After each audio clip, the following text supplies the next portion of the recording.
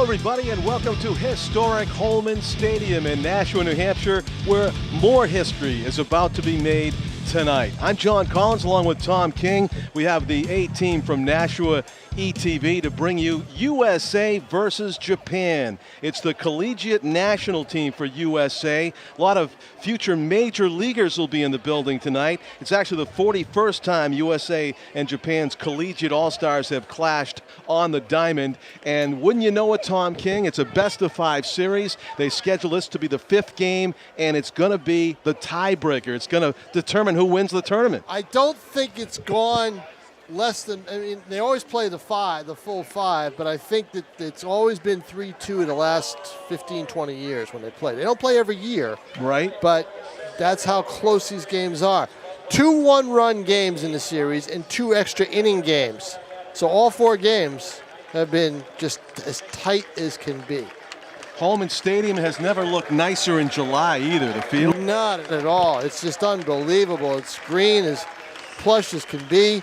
You know, I was here earlier as you were watching the Japanese team work out, Team USA taking batting practice. These are players who have played their freshman and sophomore years for major schools, and you can bet they are all going to be, you're going to see a lot, maybe a few first-round draft picks out of here. In fact, a couple of players on this team, John, when they're done tonight, that's it for the Team USA experience. They're going down to Cape Cod to finish the Cape Cod season. How about that? Tyler Holton, who you will see as the starting pitcher for Team USA tonight, just pitched in the College World Series for Florida State, and the manager of Team USA, John Savage of UCLA was telling me about we're in for a treat watching that young man. Yeah, we are. We're in for a treat watching any of these players, I think, on both teams.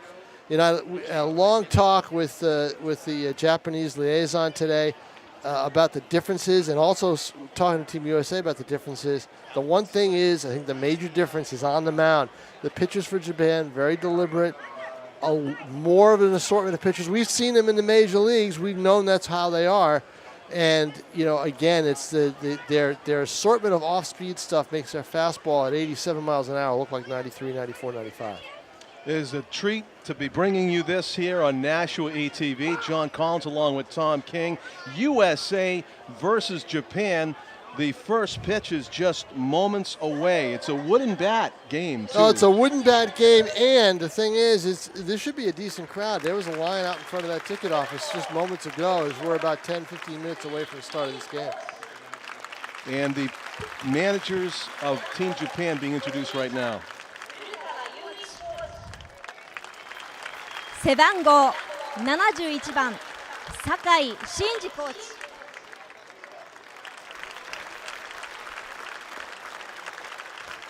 背番号24番長澤義孝選手。背番号9番島田海里選手。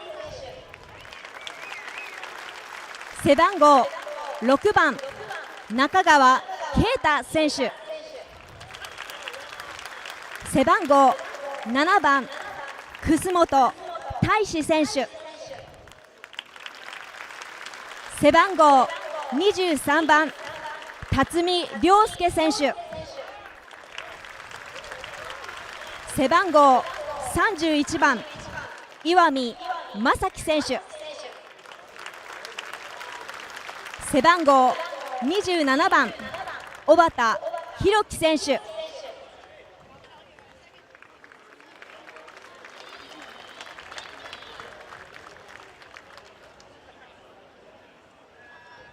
背番号8番宮本武史選手。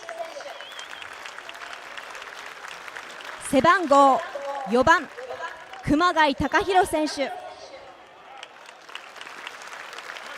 スターティングピッチャーは背番号15番森下正人選手。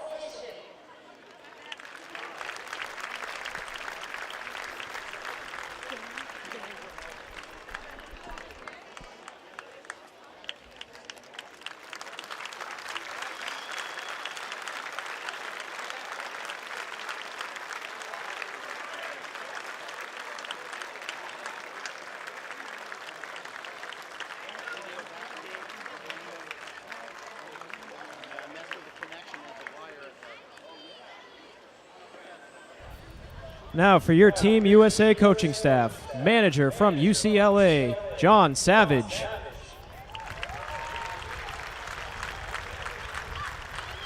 Pitching coach from Long Beach State, Troy Buckley. Assistant coach from Cal Poly, Larry Lee. Bullpen coach from Florida State, Drew Linder. Pitching coach, Dave Snow.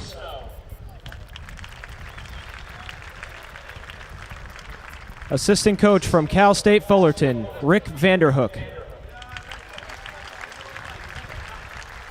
Assistant coach from UCLA, Seth Moore.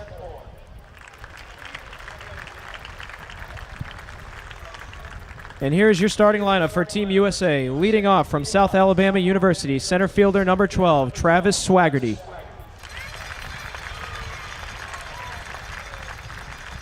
From Oregon State, shortstop number 40, Nick Madrigal.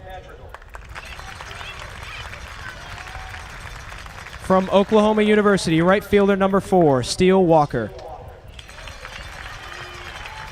From the University of California, Berkeley, first baseman number 11, Andrew Vaughn. From the University of Arkansas, catcher number 33, Grant Cook. From Texas A&M, second baseman number 5, Braden Shoemake. From Clemson University, designated hitter number 8, Seth Beer. From Oregon State, third baseman number 3, Caden Grenier. From the University of Virginia, left fielder number 31, Jake McCarthy. And on the hill for Team USA from Florida State University, number 10, Tyler Holton.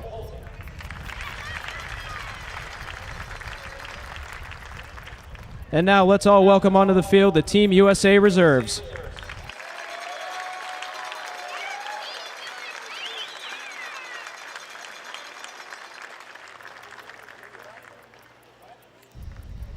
Now, fans, would you please rise or remove your caps for the singing of the Japanese national anthem. Performing the anthem, please welcome Ryoko Seita.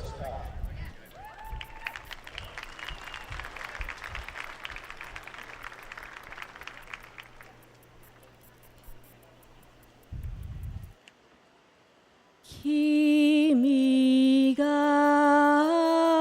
yo wa chiyo ni ya chiyo ni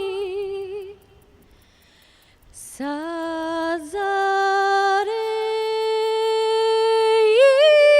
ishino iwa o tonarite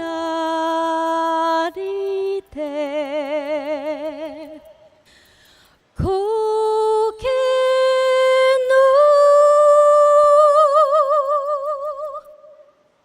musu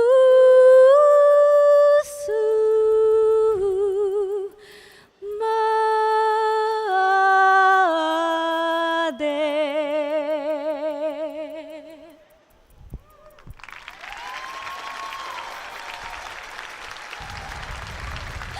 Now, please welcome Janice Cardona, who is the 2017 Youth of the Year from the Boys and Girls Club of Greater Nashua. She was a club member for 7 years and is now working as an AmeriCorps volunteer at the club and attending Nashua Community College. Her goal is to become a midwife.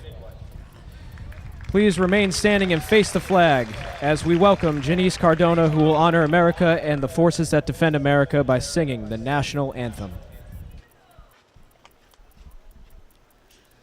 Oh, say, can you see by the dawn's early light what so proudly we hailed at the twilight's last gleaming, whose broad stripes and bright stars through the perilous fight. O'er the ramparts we watched were so gallantly streaming, and the rocket's red glare, the bombs bursting in air, gave proof through the night that our flag was still there. Oh, say does that star-spangled banner yet wave o'er the land of the free and the home of the brave?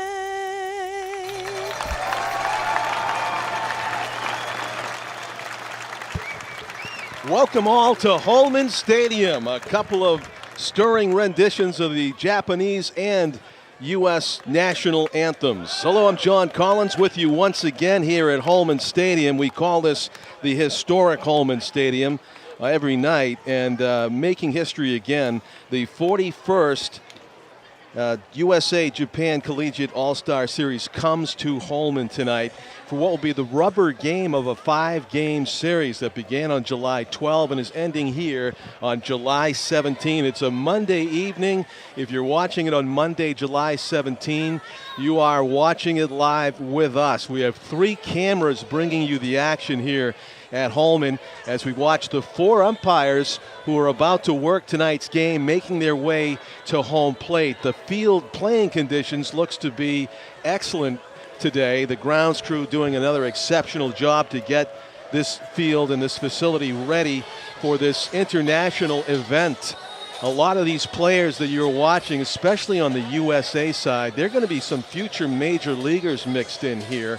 Division I college all-stars, best of the best. I heard one person describe it down on the field, including the starting pitcher tonight, a big league prospect, Tyler Holton from Florida State, who is a major league draftee and also a prospect who will be playing, I believe, in the Cape. Several of these players will be playing in the Cape Cod League after this tournament concludes.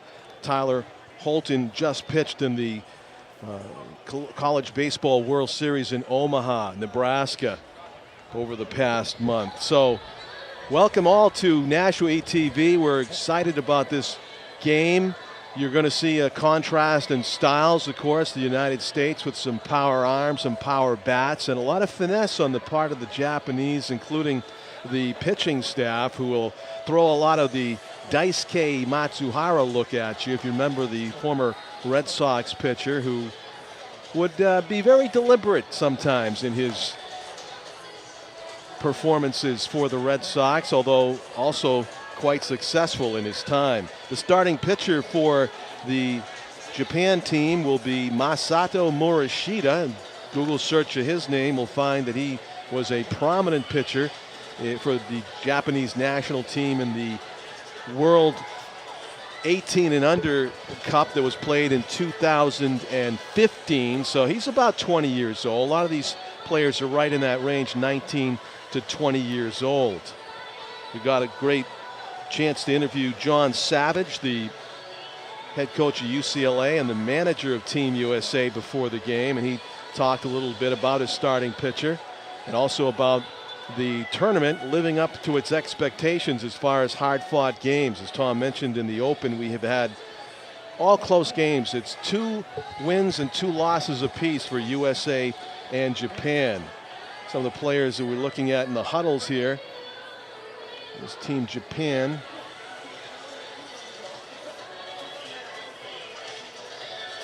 We'll also be hearing during the broadcast from the national anthem singer tonight, who is from Yokohama, Japan, and also a graduate of Berkeley, where she is an actress and a singer.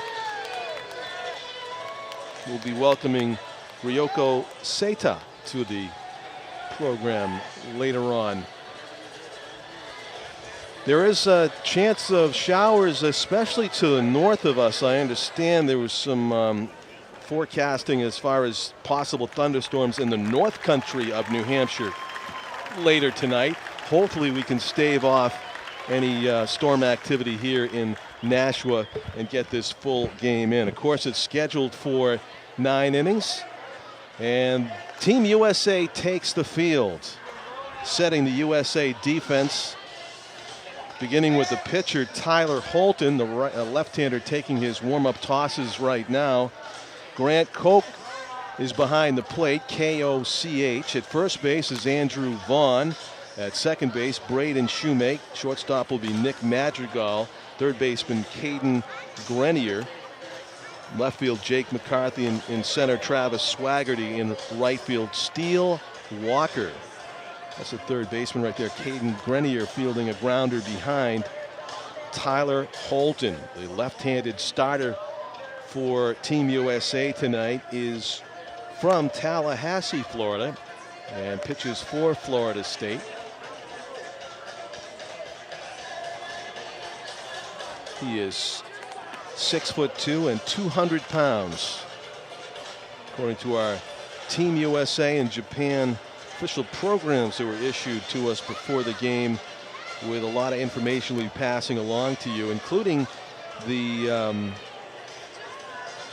schools that the Japanese players attend, which won't be as familiar to USA, Oregon State and Oklahoma and Texas A&M. They're schools such as Toyo and Meiji and Rikyo in Japan. And they have produced some quality baseball players. We got to see the Japanese team do a drill before the game. They saw an interesting thing. I don't know if the home plate umpire is directing the Japanese on-deck hitter not to stand to the right of home plate, behind home plate. He's a left-handed batter. He wanted to get an angle on the pitching of Tyler Holton, and he was actually on the USA side of the on-deck circle. So that's a no-no as far as protocol in baseball.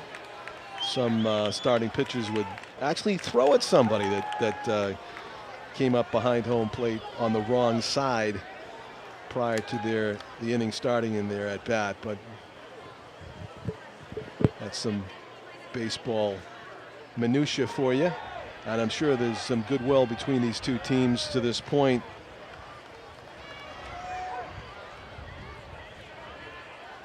As the first pitch thrown in game number 5, the leadoff batter for Team Japan,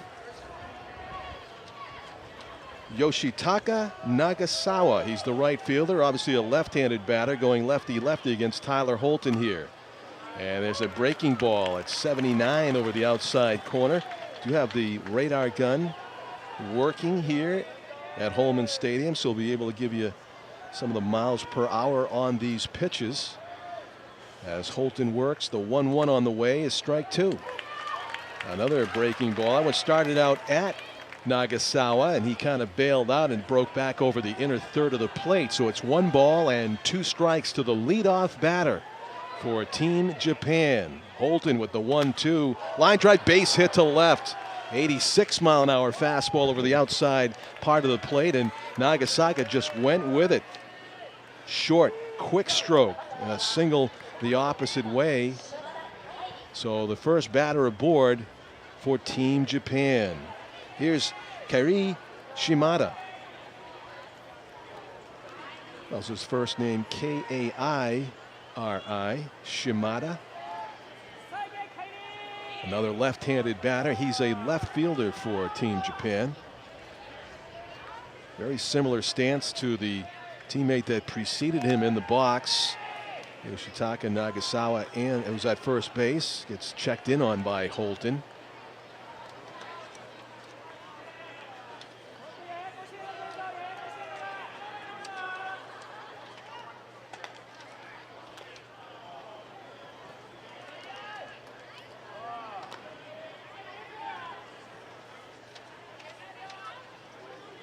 So 1 strike is the count on Shimada.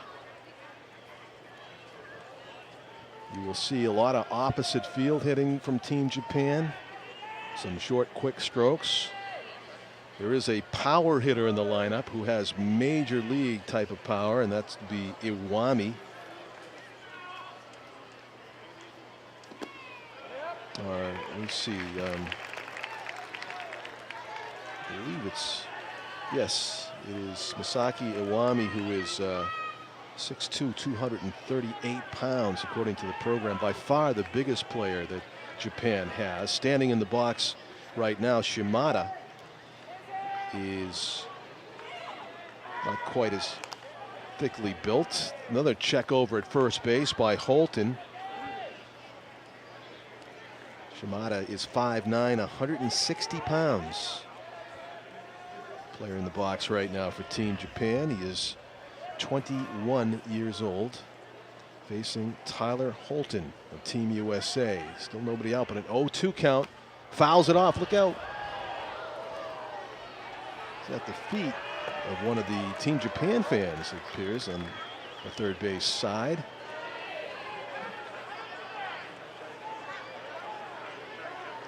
Holton not wasting a pitch there. He was going right after Shimada with the 0-2. Breaking ball. Got a good piece of the plate before Shimada spoiled it. Ground ball to the shortstop. To second for one, to first. Not in time. Shimada beat out the back end of the double play attempt by Team USA as Nick Madrigal, shortstop, fielded it cleanly to Braden Shoemake, on to Andrew Vaughn at first base, but just getting there in time was Shimada to avoid the double play. So he reaches on a fielder's choice.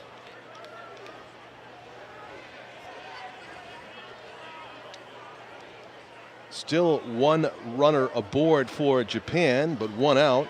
And here's the number 3 hitter, Keith Nakagawa, or actually it's Keita, K-E-I-T-A, Keita Nakagawa. He's the second baseman for Team Japan. First right-handed hitter that Holton has faced, and he throws one at 85 past Nakagawa.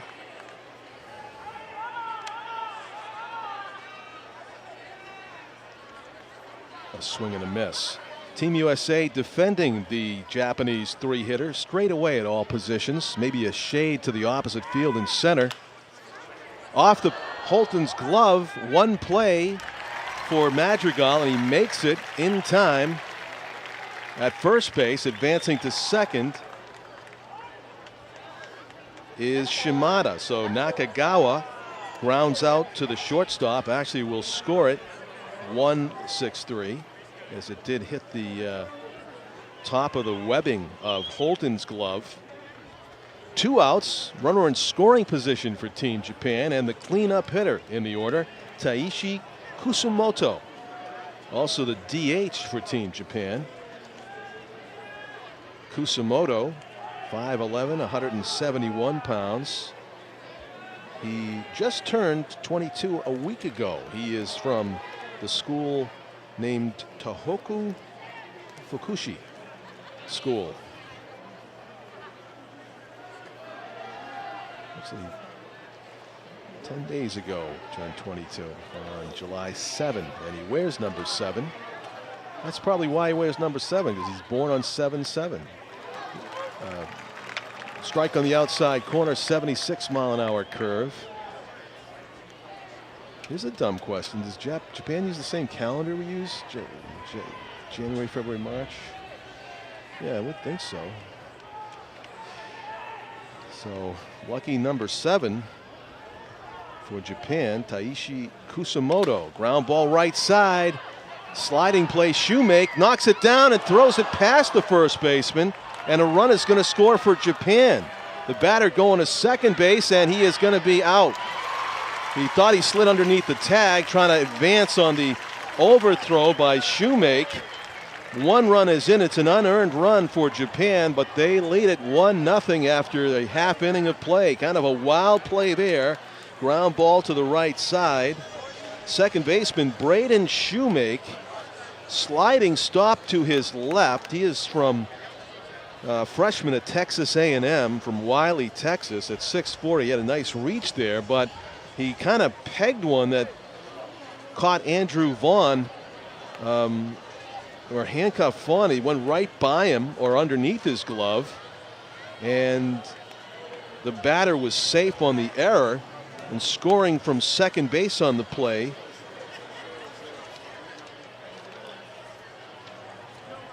was Shimada. So trying to advance after the turn into a two-base error was Kusamoto, was gunned down by the catcher Koch to the shortstop covering. So the wild play produces a run for Team Japan, and we'll get our first look at Japan's starting pitcher. Masato Morishita is on the mound for Japan. Morishita is 5'11", 162 pounds. He will turn 20 years old a month from now, about on August 25, and he is from the school called Meiji, M-E-I-J-I. Got that hesitation as he lets it go with the high knee bend, high leg kick. One hit, one run, one unearned run for Team Japan in that first half inning.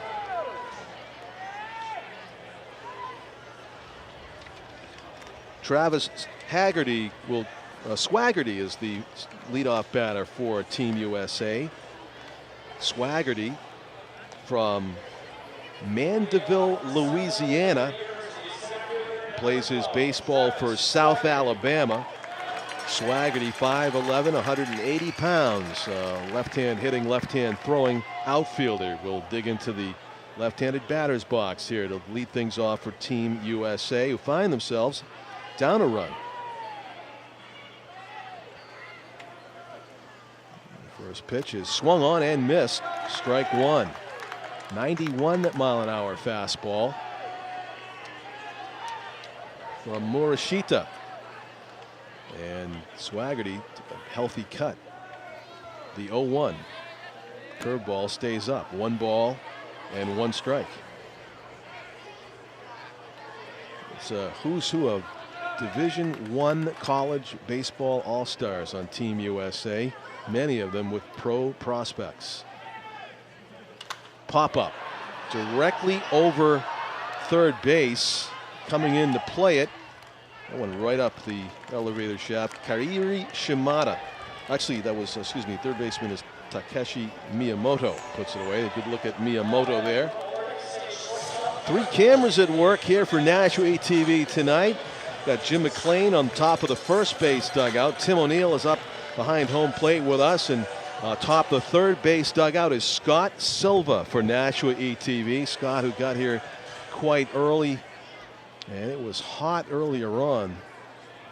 Believe you me, the sun was out, and these two teams were taking batting practice and doing defensive drills, and kind of a merciful layer of clouds came over at about 5:30 to 6 o'clock that cooled things off a little bit, and hopefully those thunderstorms in the North Country won't come here to interfere with this exciting contest. Bottom of the first inning, Team USA trailing by a run as the first batter Swaggerty popped up to third, and the 2-hitter is Nick Madrigal, the shortstop on Team USA, who's got a 1-1 count working here. Madrigal is from Elk Grove, California, and plays his ball for Oregon State. That one missed, apparently high at 93 miles per hour on the gun. From Morishita, with that 160-pound body, he can generate some velocity. The 2-1. Pop-up. Foul territory. Iwami trying to find the fence, and it's out of play. No chance to make a grab there. Good crowd was filing in here.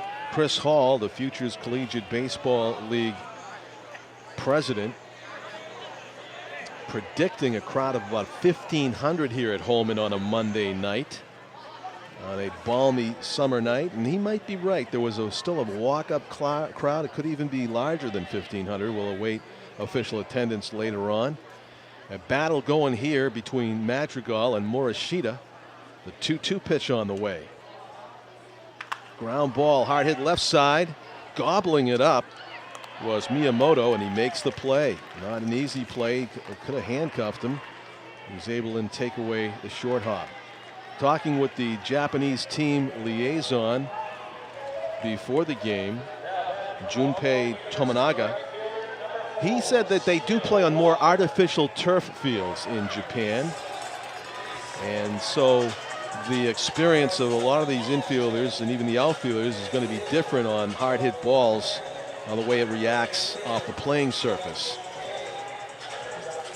Pop out and a ground out, and we have 2 outs for the 3-hitter, Steele Walker. First name Steele, last name Walker. And left-handed batting. Walker is from Prosper, Texas. That's his hometown. And he plays ball for University of Oklahoma. Morishita's pitch misses outside at 91 on the gun. 2 balls and no strikes. Count in favor of Team USA's 3-hitter, Steele Walker. Calls timeout. And that's a rare instance where the Japanese pitcher seems to be ready before the opposing batter. Morishita with the 2-0. Challenges Walker. He hits it on the button, but right at the right fielder on a line. Backing up to his left only a few steps, Yoshitaka Nagasawa makes the play. Walker jumping on that 2-0 fastball over the inner third. He hit it maybe too well, and it's 3 up, 3 down for Team USA in the first inning.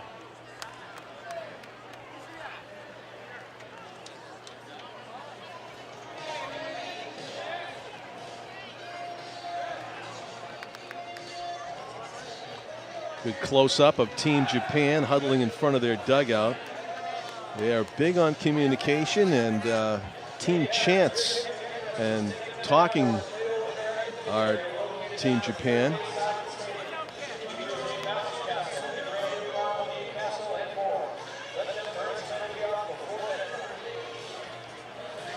So after 1 full inning of play, Team Japan owns a 1-0 edge here at historic Holman Stadium. It's actually the 41st time these teams have played, or actually the 2 countries have played, I should say. Of course, the teams change every year. The USA-Japan Collegiate All-Star Series has been going on for quite a while.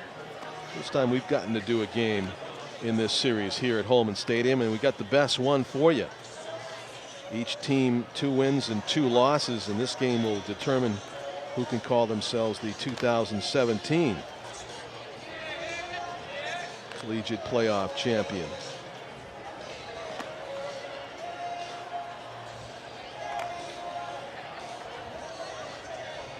Holton, fresh from the College Baseball World Series, on the mound from Florida State. I can tell you about his catcher, Grant Koch. The catcher is from Fayetteville, Arkansas, and when you know it, plays for Arkansas University, where he is a sophomore. So the number 5 hitter in the order due up here for Team Japan is Ryosuke Tatsumi. He is the center fielder, another left-handed batter to face the left-handed throwing Holton. And he paints the outside corner with 86. That's about where Holton is residing on the radar gun tonight with the fastball, mixing in about a 74-mile-an-hour curve. And he throws another fastball, but this misses up and in. And that was at 88. A little more juice on that one. And kind of backed Tatsumi off the plate a bit. 1 ball and 1 strike. Holton rocks and delivers a curve that was fouled to the right. Out ahead of it was Tatsumi. 1 ball and 2 strikes. Holton going right after these Japanese hitters. He got a couple ground balls in that first inning. The only hit of the game so far by the leadoff batter in the Japanese order. Yoshitaka Nagasawa took a fastball. Lefty batter slapped it the other way. The 2-2 pitch forthcoming now to Tatsumi.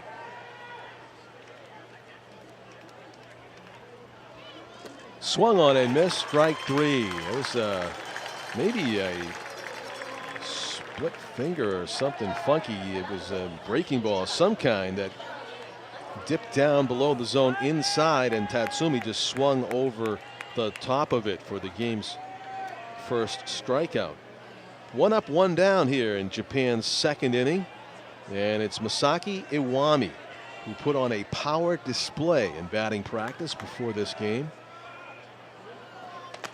That's a strike over the outer third. He has major league power. He was putting the ball way out of the Holman Stadium when he connected in BP. He is 6'2", 238 pounds. He checked his swing there, but not enough. It's call strike 2 by the home plate umpire, and Holton is quickly ahead of Japan's fearsome power hitter, Masaki Iwami. We'll see if he goes right after him on 0-2. No, he's going to reset. Steps back off the rubber and get a new set of signs from Koch. The pitch. Fouled off to the right. That makes a USA relief pitcher dance a little bit down there.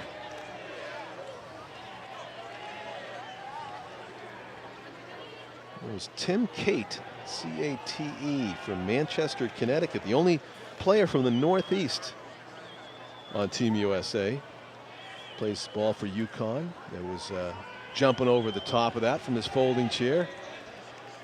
And getting sawed off here, Iwami fouls it into the first base stands. So not wasting any pitches. Tyler Holton coming right after Japan's power hitting first baseman, Masaki Iwami. Listed as an outfielder in the official program, but they got him at first base tonight. Another 0-2 pitch coming from Tyler Holton. Broken bat, and he's going to have to get some new wood as the ball goes down near the Team USA bullpen. Have to fight not to say Silver Knights. The Nashua Silver Knights are playing tonight in Worcester. Making Holman Stadium available for this Team USA Japan game. Iwami has an identical looking bat, a new piece of wood. And he's going to go back in the box and face Tyler Holton with an 0-2 count. Iwami is the oldest player on Team Japan at 23 just turned. In the dirt. Nice block by Koch. And it'll be 1 ball and 2 strikes now.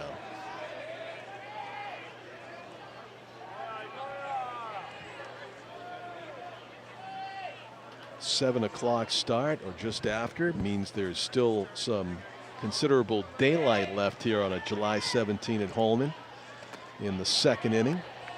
Curveball stays outside, 2 balls and 2 strikes. So after going down in the count 0-2 and having fouled a couple off, Iwami waiting for a 2-2 pitch now. As you get a good look at the hefty right-handed hitter for Japan. Fouls it off to our right. Look out. The pressure is on fans to pay more attention in games like this where the stands are full. Oftentimes balls will come back, be fouled off to the sides or straight back, and there are no empty seats. So people have to be on alert, especially if you bring kids to the game. Battle here with 1 out, nobody on base in the top of the second inning. Team Japan trying to add to a 1-0 lead. Holton's 2-2 pitch to Iwami, and he waves at a ball in the dirt. Koch collects it, throws the first in time to complete the strikeout. 2 strikeouts in the inning now for Tyler Holton. Had to work quite a bit for that one. And here comes the Team Japan catcher, Hiroki Obata. I guess a heckler could say, and greeting Hiroki Obata. Swing Obata. He spells it O-B-A-T-A, and he doesn't swing at that curveball over the outer edge. Strike one. Holton relies on that curveball to keep the hitters honest, to not look for the fastball every time, and also for a lot of the strikes that he's thrown, he's got good command of it. That one is just a straight fastball down the middle, and Obata fouled it off of the mitt of his compatriot in catching armor. So this compatriot's probably the wrong word if you're Team USA versus Team Japan. Strike three called, and striking out the side in order. Very impressive. Tyler Holton sets them down 1-2-3 by way of the K. That was caught looking on 3 pitches. So after the top of the second inning, it is Team Japan 1 and Team USA nothing. It is the USA versus Japan Collegiate All-Star Series coming to a head here in Game 5 as we look at some of the younger fans here at historic Holman Stadium enjoying the heck out of this one.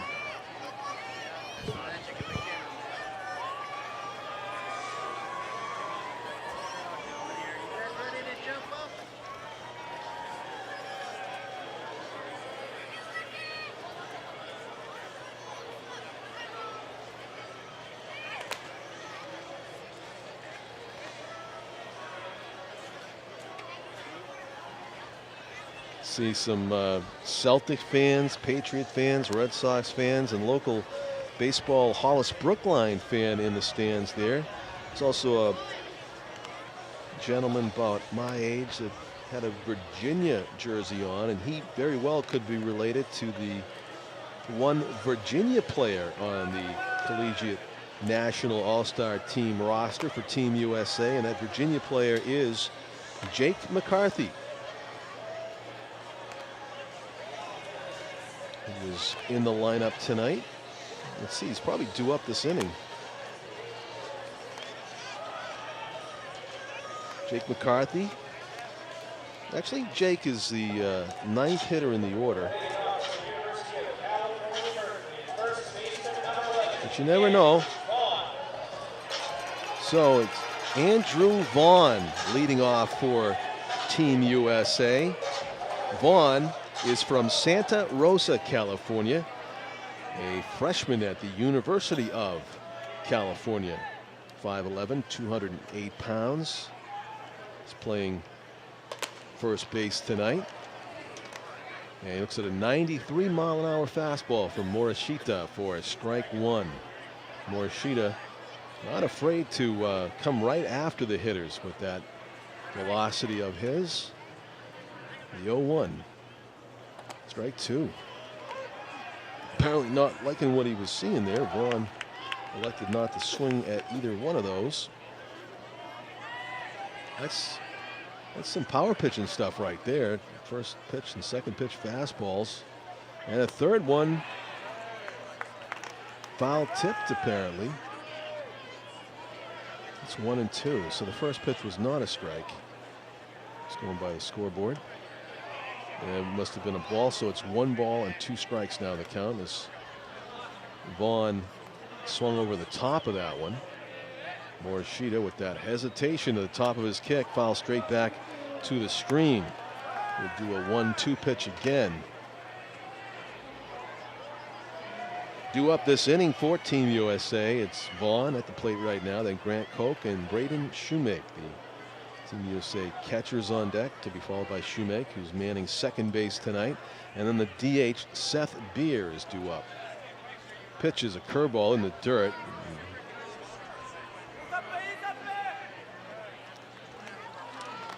Blocked by Hiroki Obata, the catcher for Team Japan. Do have some stats here to pass along. Let's start doing that. So far, Vaughn is batting .320, slugging .328. His average is 219 in the series, and that's a base hit. That'll pump that average up.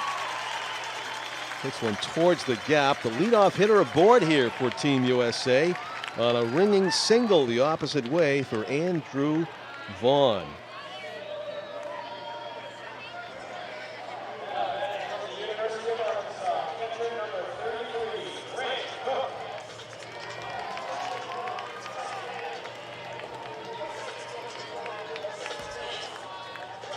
Grant, well, the PA announcer, public address said it was Grant Cook, spelled K-O-C-H.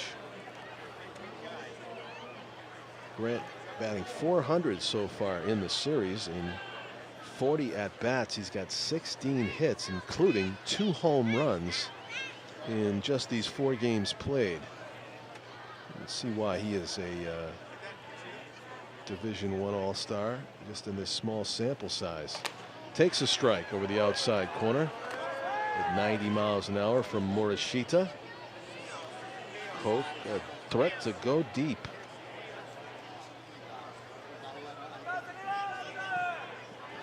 Arkansas University ball player.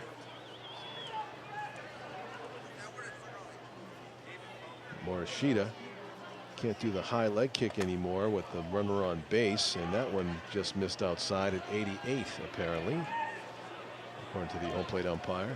Very close pitch. 1 ball and 1 strike. Bluffing as if he was going to steal was Andrew Vaughn at first base, the runner at first base.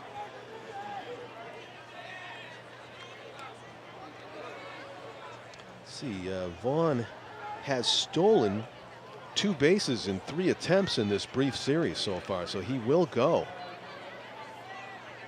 Not there. Strike 2. On the outer edge, Mas.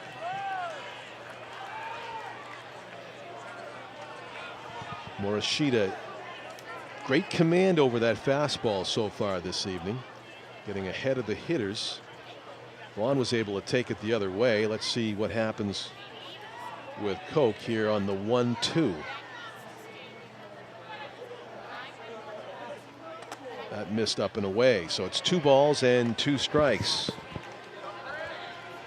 It's Team USA's first baseman. Make that catcher, Grant Coke, their first baseman, Andrew Vaughn.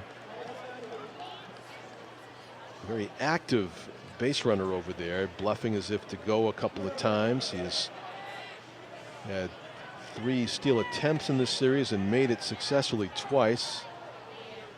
And maybe aware of that, Morishita backs off the rubber and bluffs him back.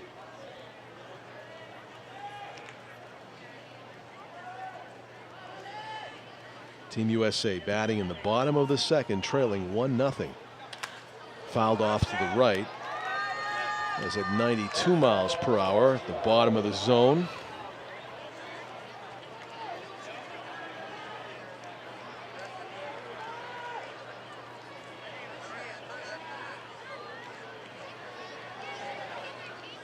In addition to John Savage, the manager of Team USA, UCLA coach, there's a host of other coaches that are from Division I schools, including Long Beach State, Florida State. Swung on and missed. Coach could not get on top of that high fastball. It was probably out of the zone, and he chased after it. So Morishita has his first strikeout of a Team USA player tonight.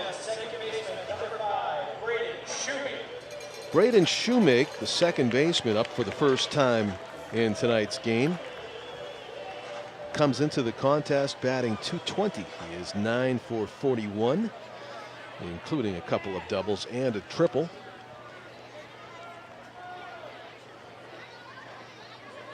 Japanese middle infielders bunching toward the second base bag as if to prepare for a double play.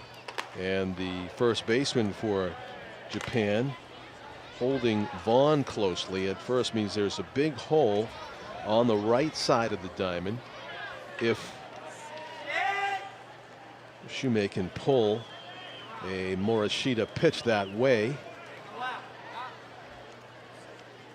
The 1 ball, no strike pitch. Grounded over the mound on 2 high hops. To second for 1, to first. safe at first. They say the first baseman's foot came off the bag momentarily. It looks like Iwami is protesting that with his expressions there to the umpire. So beating out the back end of a double play, Shoemake is aboard on the fielder's choice. Vaughn is cut down at second. 2 out, still a runner at first base for Team USA. And here's Seth Beer, the designated hitter. Do remember that name, I believe, from the College World Series. He plays for Clemson, and he's 6'3", 200-pound left-handed hitter. Seth's the designated hitter in tonight's game. He takes ball 1. So far in this series, Seth is batting .245. He is 13 for 53. He does have a home run. He's also walked 6 times and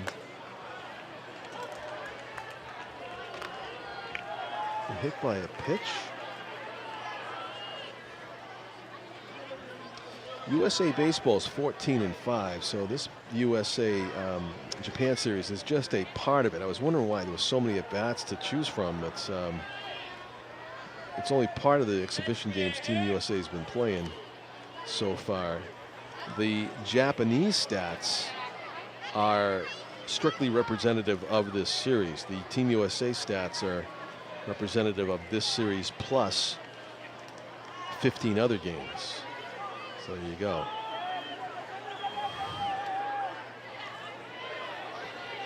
The 1-1 pitch coming from Masato Morishita to Seth Beer. The runner doesn't go. It goes off the glove of Iwami. Still a chance for Team Japan. They make the play. It ends up being a rare 3-4-3 ground out. A ricochet off the glove of Masaki Iwami to Keita Nakagawa, and he flips to first base to get the out.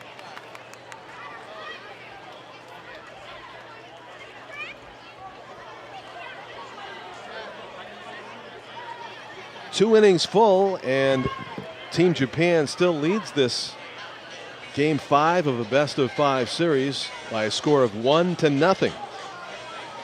As we watch Team Japan huddle around their dugout once again after coming off the field defensively and getting ready to hit.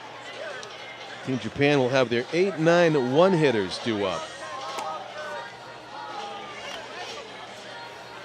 Well-attended game here at historic Holman Stadium. You can see it's you can't quite see, but it's 400 to center field, 311 down the right field line, 307 to the red brick wall in left. It was interesting to interview Team Japan's liaison, Junpei Tominaga, before the game, and he was quite intrigued by that wall in left field, where many of the Japanese players, even the ones that were not, big guys, they're average around 5'10", 170 pounds or so. Even those guys were regularly hitting the ball down the line over that wall in left.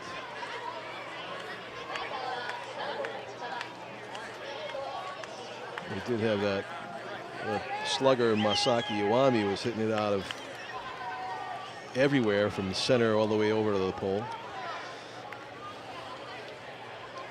So the number 8 hitter due up for Team Japan here in the top of the 3rd inning is Takeshi Miyamoto, the 3rd baseman for Team Japan, batting for the first time in this game. Miyamoto is only 1 for 13 so far in the 4-game series. Ground ball right side. Shoemake to his backhand, throws it, diving try at first base, and just barely out is Miyamoto. Gave it his all on that Superman dive in the first, but he's retired on the ground out to Team USA's 2nd baseman. The 9 hitter, Takahiro Kumagai, the shortstop for Team Japan, steps into the right-handed batter's box. Kumagai is 1 for 6 in the series with a walk. Takes a strike on the inside corner. That's at 85 miles per hour, right about where Tyler Holton, the starting pitcher from Florida State. Great look at him right there. That's where he's been living with on the gun with the fastball tonight, mid-80s. Swung on and missed. That one was in the dirt, but chasing after it was Kumagai, and he finds himself down in the count quickly, 0-2. Flag in left center field, hanging just about straight down. Although interesting, there is the national flag of Japan in right center field. That seems to be catching some wind there, going from right to left. Big swing and a swing and bunt foul. There's some wind in there that's apparently catching that flag, whereas the one in left center is just the United States flag is just hanging straight down. Kind of the quirk of the stadium.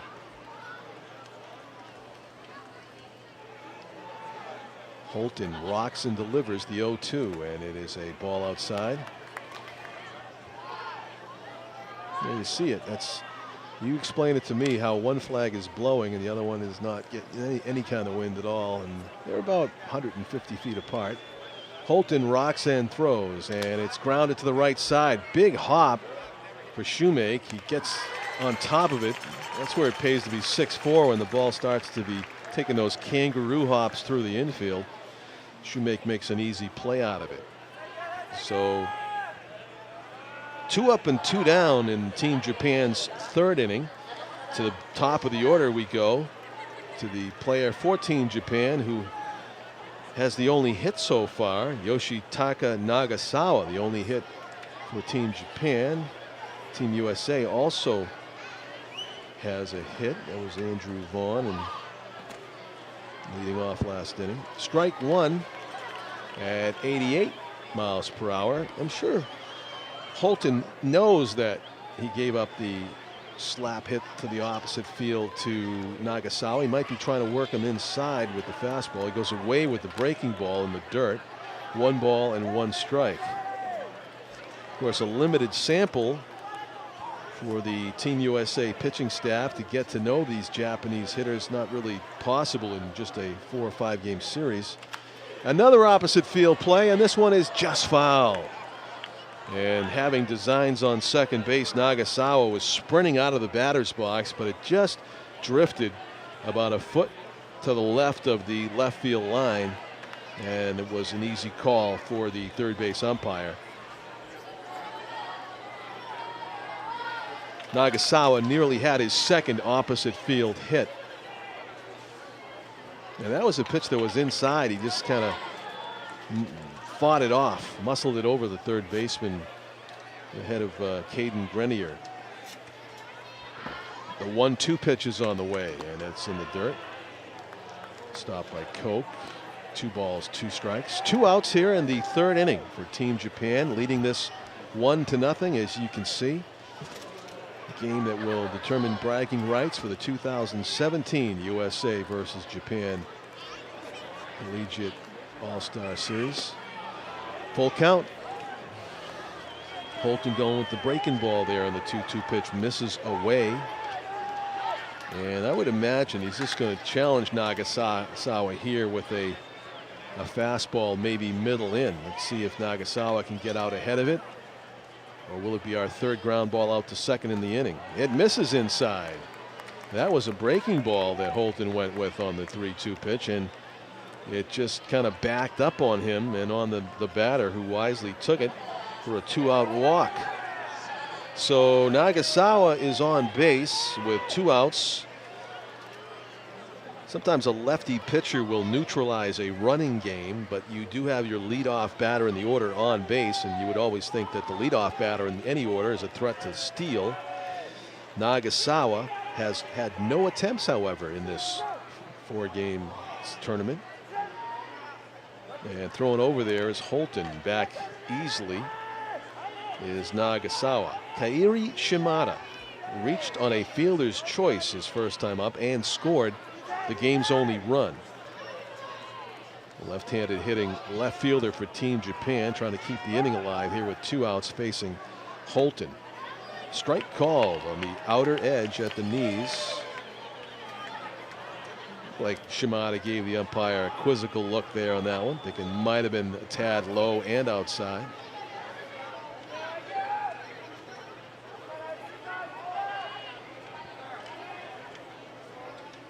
It's a pitch out, and Team USA guessed wrong because Nagasawa was not trying to steal on that one.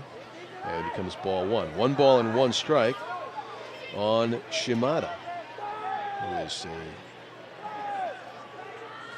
21-year-old. 5'9", 160 pounds. Nagasawa at first base, similarly built player, is 5'8" and 138. 138 pounds. You imagine it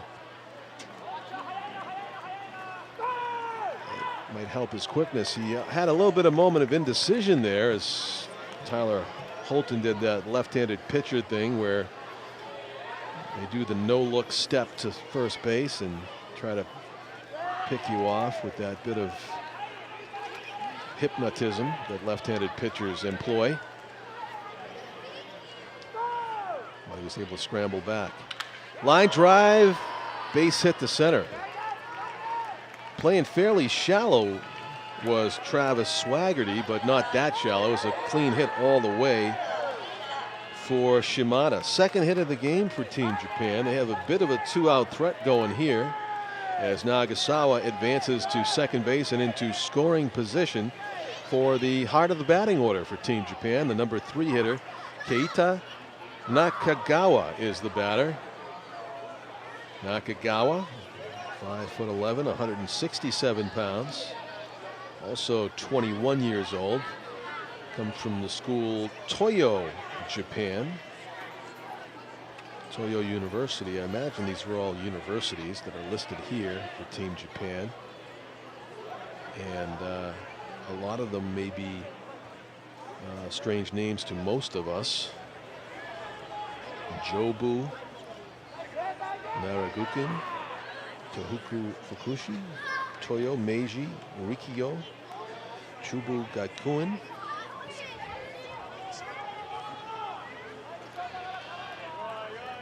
Nihon is another university for Japan. I need a dialect coach. Louder? Yeah. Oh, I see. I thought you were talking about my Japanese pronunciations. Okay.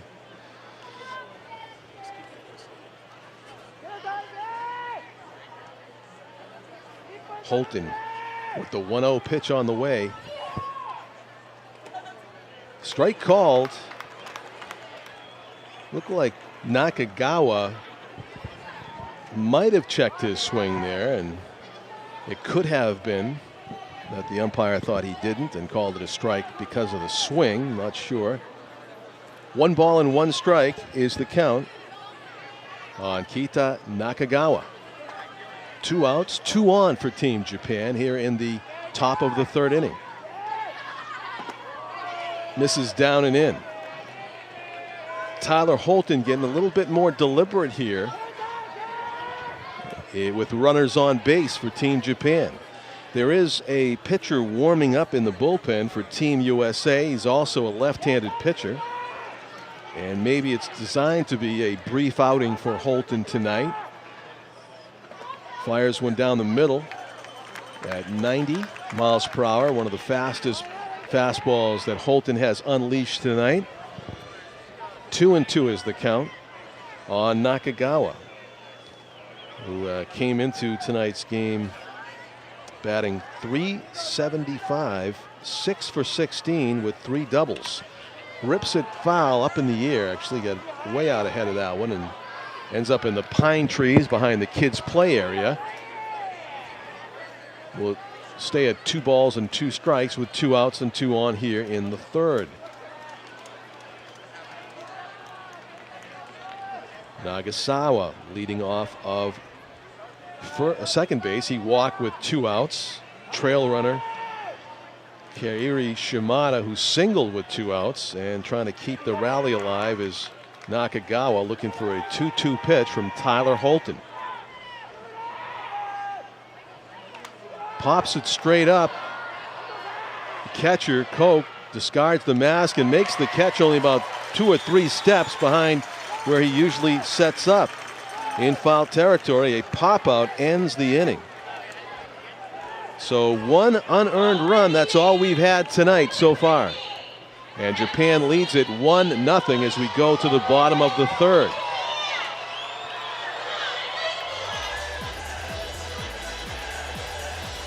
Team USA will have their 8-9 one-hitters due up here in the bottom of the 3rd inning, looking for that equalizer, trailing 1-0. It's 9 innings to determine, or maybe more. These teams have played some extra inning games in this tournament. 9 innings, though, scheduled to determine the winner of this 5-game series. USA versus Japan as we go to the bottom of the 3rd. Caden Grenier is a third baseman who plays for Oregon State. So he's all the way across the country from his hometown area of Henderson, Nevada. In 19 games played so far by Team USA, Grenier is batting .171 or 6 for 35. He does have a pair of doubles. We welcome to NashuaETV's telecast Ryoko Seita, who did the national anthem so well. As far as I know, it was beautiful, Ryoko. Thank you so much. Congratulations on a Thank lovely you. Singing voice that you have. Thank you. Cued back toward the pitcher, and Morishita throws out the leadoff batter easily. 1 up, 1 down quickly in the Team USA 3rd inning. Tell me how you did get selected to sing the national anthem for Team Japan. So I got this gig from Chris, but Chris Hall, the yes, league Chris, commissioner. Yes, Mr. Hall, and he talked to the Japanese consul general in Boston. So the person who works there, she knows about me, so she recommended me. So that's why I'm here right now. So Ryoko went to University of Berkeley School of Music in Boston, which is I think I want to say in the music and arts community, it's sort of world famous, isn't it, Berkeley? Yes, about contemporary music. Yeah. Yep. And some really great musicians have gone there. Yes, like John Mayer. John Mayer. Yeah, like. I didn't know that. Yeah, Yes, I knew there was he some did. famous names, but there's one right there, definitely. How difficult is the Japanese national anthem to sing, would you say? It's very slow, and that's a great question.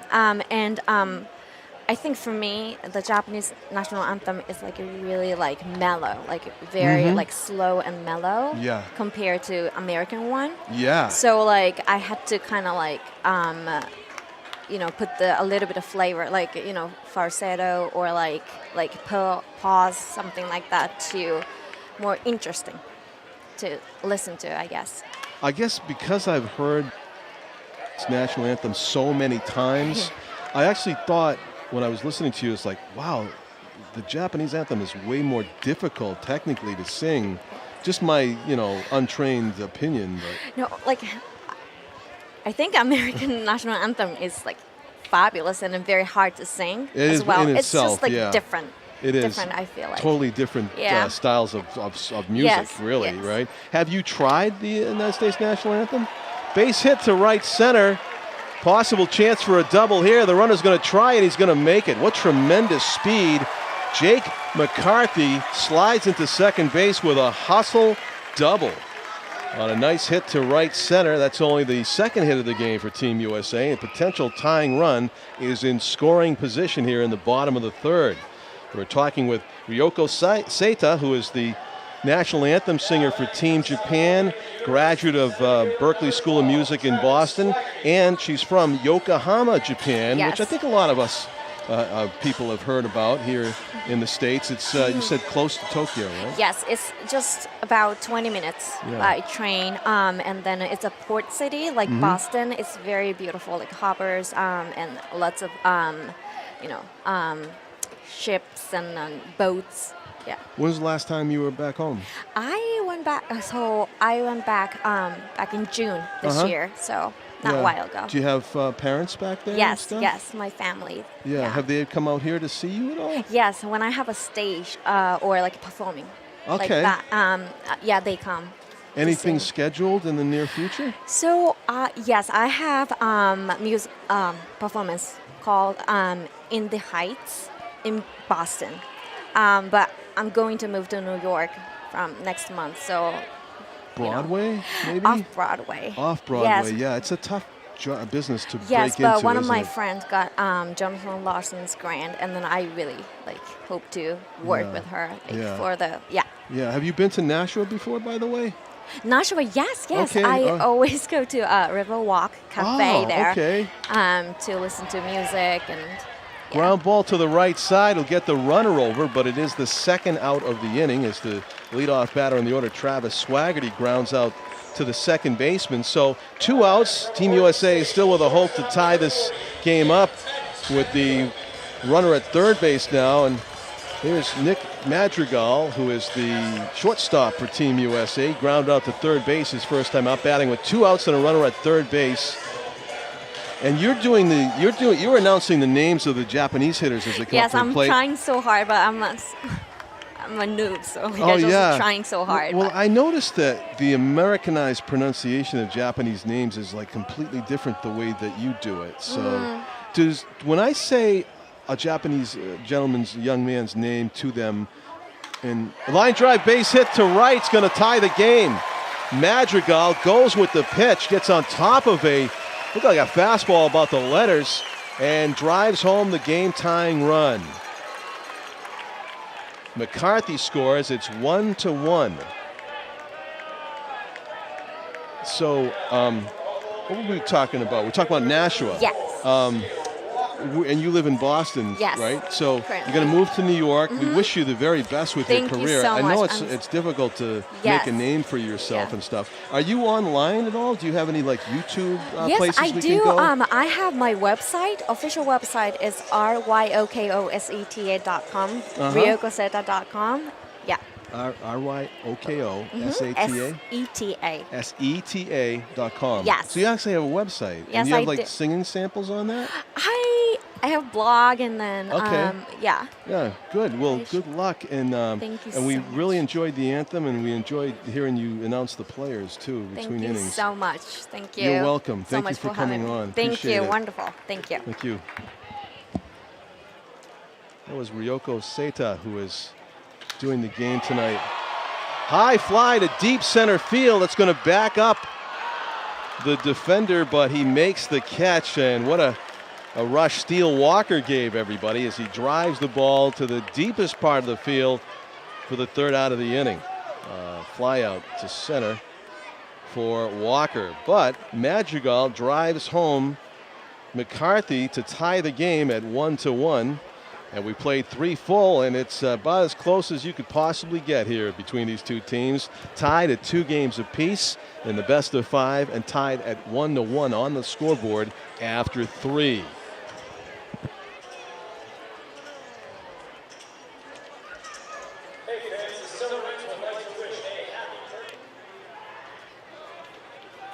To the top of the 4th inning we go here at historic Holman Stadium. Team USA versus Japan, deadlocked at 1. And it'll be Team Japan trying to regain their lead with their 4, 5, and 6 hitters in the batting order due up, starting with Taishi Kusumoto, the designated hitter, who reached on an error by the second baseman Shoemake, a throw-in error his first time up, that plated the game's only run for Japan.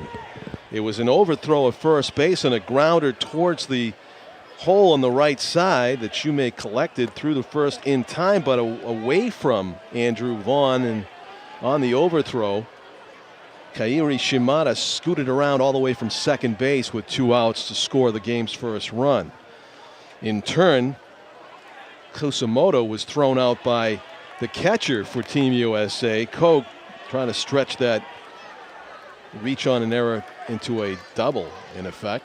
2 balls and no strikes. Tyler Holton, the starting pitcher for Team USA, is still out there into his 4th inning of work. And the strike on the outside corner. Not what Kusamoto was hoping for on a 2-0 pitch, as that was great control by Holton to hit the outside corner. Nothing great to swing at for Kusamoto.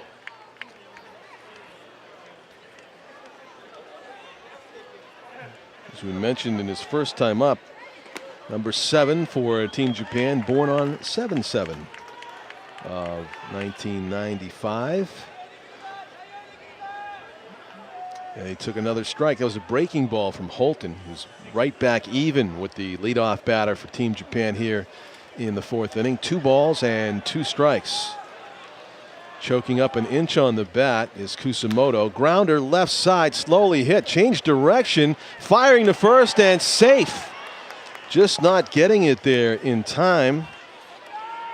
Team USA shortstop Nick Madrigal was kind of victimized by a change of direction. It seemed to hit like some sort of a divot in the infield, and instead of continuing to go toward the shortstop hole, it kind of redirected back toward second base bag, and it was kind of the slowness of the ground ball that allowed Kusamoto to reach there. Third baseman maybe needed to cut that off to have any chance to get Japan's leadoff hitter here in the 4th. 1 out, nobody on. And the batter swinging at the first pitch of the at-bat was Ryosuke Tatsumi. Ryosuke Tatsumi struck out his first time up. Tatsumi has been up 14 times in this series. Actually, he's been to the plate 16 times. He's got 2 hits for 14 at-bats plus 2 walks. And now you could call it 2 for 15 with 3 strikeouts. 6 strikeouts and 2 walks so far in the 4-game series.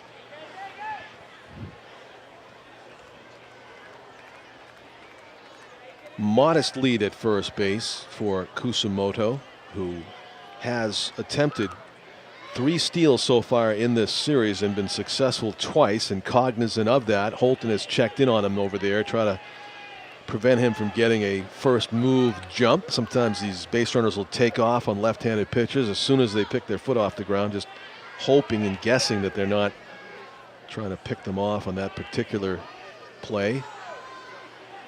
And the pitch is low. Runner was not going. Breaking ball at 77 miles per hour in the dirt from Holton. 4th inning.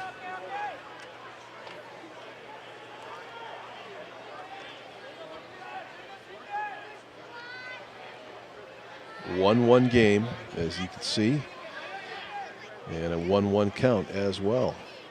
The pitch. Curveball finds the outside corner. 1-2. Holton, I'd say he's featuring mostly, probably like 55% breaking balls in this game.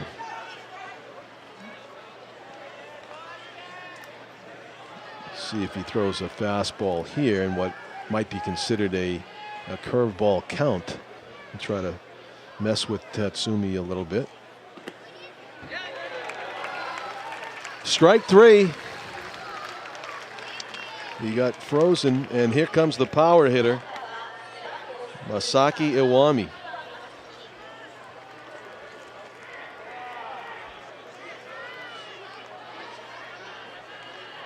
Infield single, a strikeout. Now 1 out, still 1 on.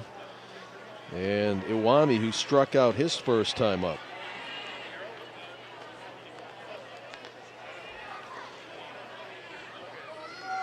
Holton with the throw over, and nothing for a lead that time for Kusamoto.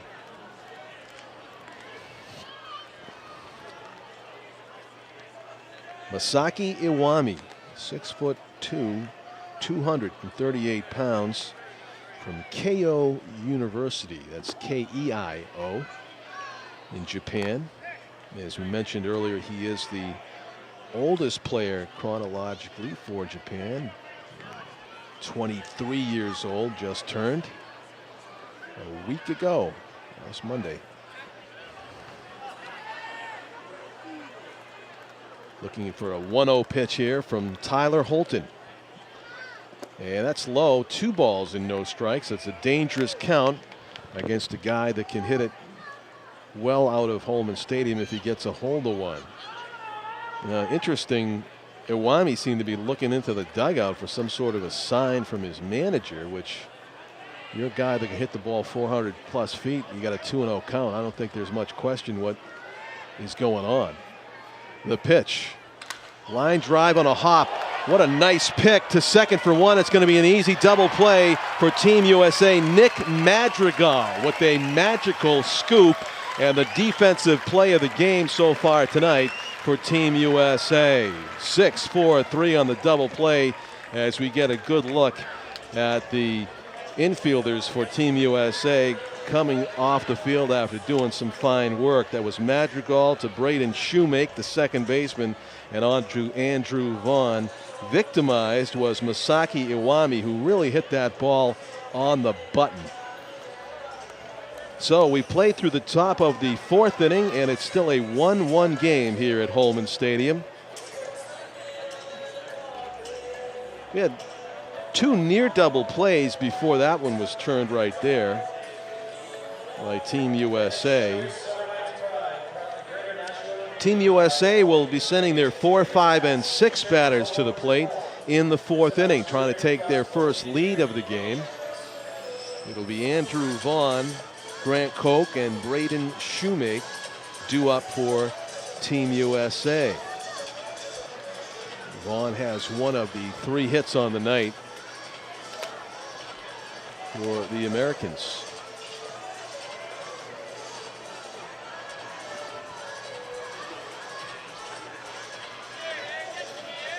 Masato Morishita back out on the mound for Team Japan. He will turn 20 years old next month. He is just 19.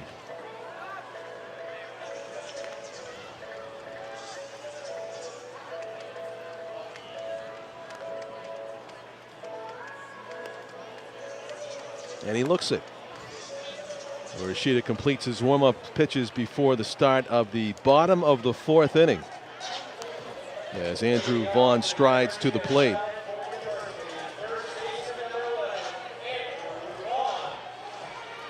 Andrew Vaughn, California, Berkeley is his school that he goes to. He's from Santa Rosa, California. So we had a singer from the Berkeley School of Music for Japan. We have a player for Team USA that is from UCal Berkeley on the other side of the continent. So Vaughn leading off here in the 4th inning. Takes a breaking ball, slow one, 68 miles per hour from Matsushita. That was one of his slowest pitches of the night, and he gets a strike out of it as Vaughn sets up.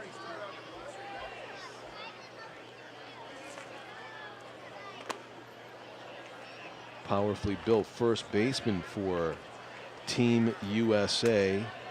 Vaughn is 5'11", 208. And he's got a 1-1 count to work on here as Matsushita kicks and delivers. That one stayed inside. Kind of almost looked like it slipped out of his hand a little bit. 2 balls and 1 strike. See if Vaughn loads up here and tries to get a hold of a fastball if he gets one. No, it's another curveball. Nice pitching by Matsushita. Morishita, excuse me. Morishita just kind of crossed up Vaughn, I think, by throwing a curveball and a fastball count. He took it all the way, and it hit the upper outer segment of the strike zone. 2 balls and 2 strikes. And the ball's in the dirt. Masato Morishita did start 1 game In the previous 4 games, he went 6 innings, gave up 5 hits and 2 earned runs. He held his Team USA opponents to a .227 batting average, walked 2 and struck out 9. So far tonight, he has just 1 strikeout. And to first base will go Vaughn.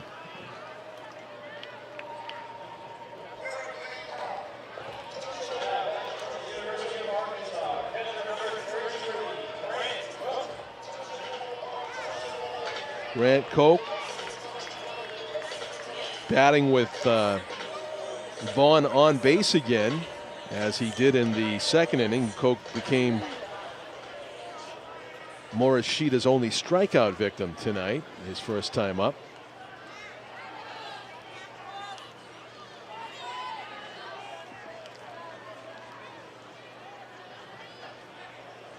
Team USA looking to take a lead here. They have the leadoff batter aboard. He goes on the first pitch. High fastball, throw to second base. Is a rundown now.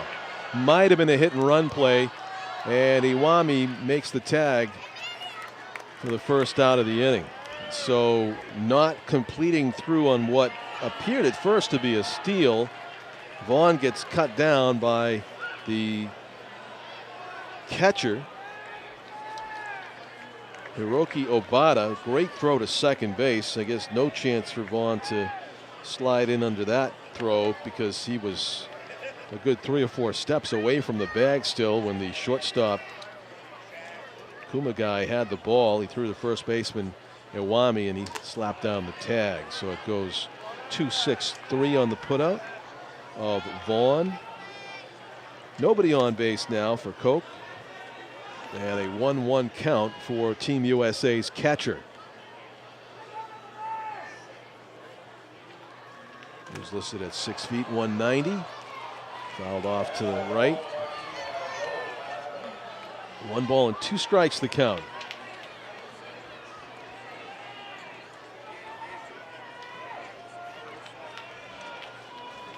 The Team USA has been playing since June 22. They have played the Catawba Valley All-Stars. They have played Martinsville Mustangs, Peninsula Pilots, Chinese Taipei. They played 5 games against Chinese Taipei, 5 games against Cuba, and they're playing their 5th game against Team Japan. They also played the Futures League prospects on July 11. Chris Hall, the FCBL commissioner, is with us. Chris, I was just reading off some of the teams that Team USA has played leading up to this. They played a lot of ball in a few weeks. But their toughest game was against us last week. Oh, really? The Futures League prospects? Yeah. We actually had a really good game against them. We showed very, very well. The scouts were extremely happy on what they saw from our league, and they all agreed that our league is really going, moving forward with the level of talent we have. That's great. We had several kids. What was the final score? I'm curious. We lost 6-4, but we hit 2 home runs. We also hit a ball off the wall. Yeah. In center. If the umpire actually called some strikes for us, even though we were the home team, it was funny. I was behind the plate with the scouts, and the umpire behind the plate was a great guy, and he's done the College World Series games like every year. The strike zone for Team USA was a good strike zone. The strike zone for the Futures League was a small strike zone. Our guys literally had to throw it right down the middle. But we competed very well. We had a lot of guys throwing 93, 94, 95. So they were very, very impressed at how we performed. So it was a really good game. The fans really enjoyed it. The kids, our guys, enjoyed it. They got a great opportunity to be seen. It was a great way to start Team USA's trip up here to New England with Japan, to get the series set up. Yeah, I imagine. And that game, as we said, is played on July 11, and then from July 12 to tonight, July 17, it's been USA versus Japan. Morishita, fastball grounded right at the second baseman, and he's able to complete it. It almost ate up Keita Nakagawa, but he makes the play. So it's 3 up, 3 down eventually after the caught stealing mixed in for Team USA. We're going to go to the top of the 5th. Chris Hall, FCBL commissioner, is with us. Yeah, congratulations on that. Great showing in the tomorrow night as we record this, or we do it live. July 18 is the League All-Star game. Yes, it's been a long week. Yeah. And I'm not, I haven't even got to my showcase event yet. Right. This is the 4th event that we've hosted the Futures League with Team USA and with Japan. Yeah. So, it's been a long week. Yeah. We worked with them and coordinated all their housing out at Worcester State University this past week for both teams. Coordinated the whole event. So it's been a lot of work to get this, to make this happen. It started late. We weren't able to promote this until June 1st. But since then, Nashua's done a really, really good job packing into them. Really proud of the city of Nashua and the communities around Nashua. Can't thank Mayor Doncic enough, and a lot of people that make this happen. Frank Tees, who's a huge fan here in baseball in Nashua, helped me coordinate all the, raise the money to make this thing happen today, especially for what we had earlier today with the clinic, with the kids. We were able to have 60 or 70 kids here from Greater Nashua and the Boys and Girls Club. They first started with a camp with the Nashua Silver Knights guys, myself, and then we fed all the campers with Team USA, which was those kids got a chance to have lunch with Team USA and those players, which is phenomenal. Yeah. And then they had a camp with Team USA, pictures and autographs, and then after that they had an opportunity to do some calisthenics and stretches and all that kind of stuff with Team Japan.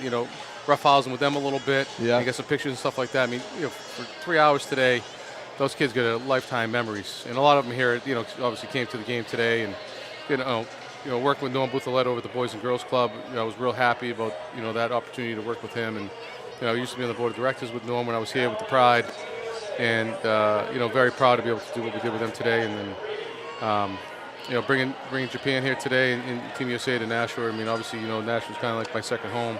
Yeah. You're really proud to be able to bring this game here today. But Ronnie and Cheryl worked their tail off, and Drew Weber made sure that we were going to make it happen. And Chris Hall, we had some nice shots of the young fans who were here. It's a pretty good crowd on a Monday night. Team Japan will have their 7, 8, 9 hitters up here in the top of the 5th inning. This series has been phenomenal. Hasn't it? So game So one, close. Game one in Hartford, I wasn't there, but game one in Hartford, USA wins on a walk-off in the 9th inning. Then in Brockton the other night, game set 2 of the series in Brockton, Team Japan won in extra innings. And then in Lowell on Saturday, which was game 3, Japan came and won again. USA was winning 4-1. Japan came back to win it 5-4 in 9 innings. Wow. And then last night in Worcester, in extra innings, Team USA won. So this is a rubber match. This is a true rubber match. It's awesome. Yeah. Where was the game played in Lowell? At LaLasha. LaLasha. In the daytime. Yeah. No, it was like a 5:30 game. Oh, was it Saturday. 5:30 game? Yeah. 5:30 or 6 o'clock. Yeah. That range. Well, how about that? So all the fans that are in the region have gotten a chance to sample this, but I saved the best place for last, right? Oh yeah, no, this is great. We get to see the decisive game 5 here. Yep. That's a treat. Hiroki Obata struck out his first time up. I'm watching this professional. This is awesome. Isn't it? Yeah, great setup of Pete Johnson and his Pete's crew. the man. Pete and his crew are phenomenal here.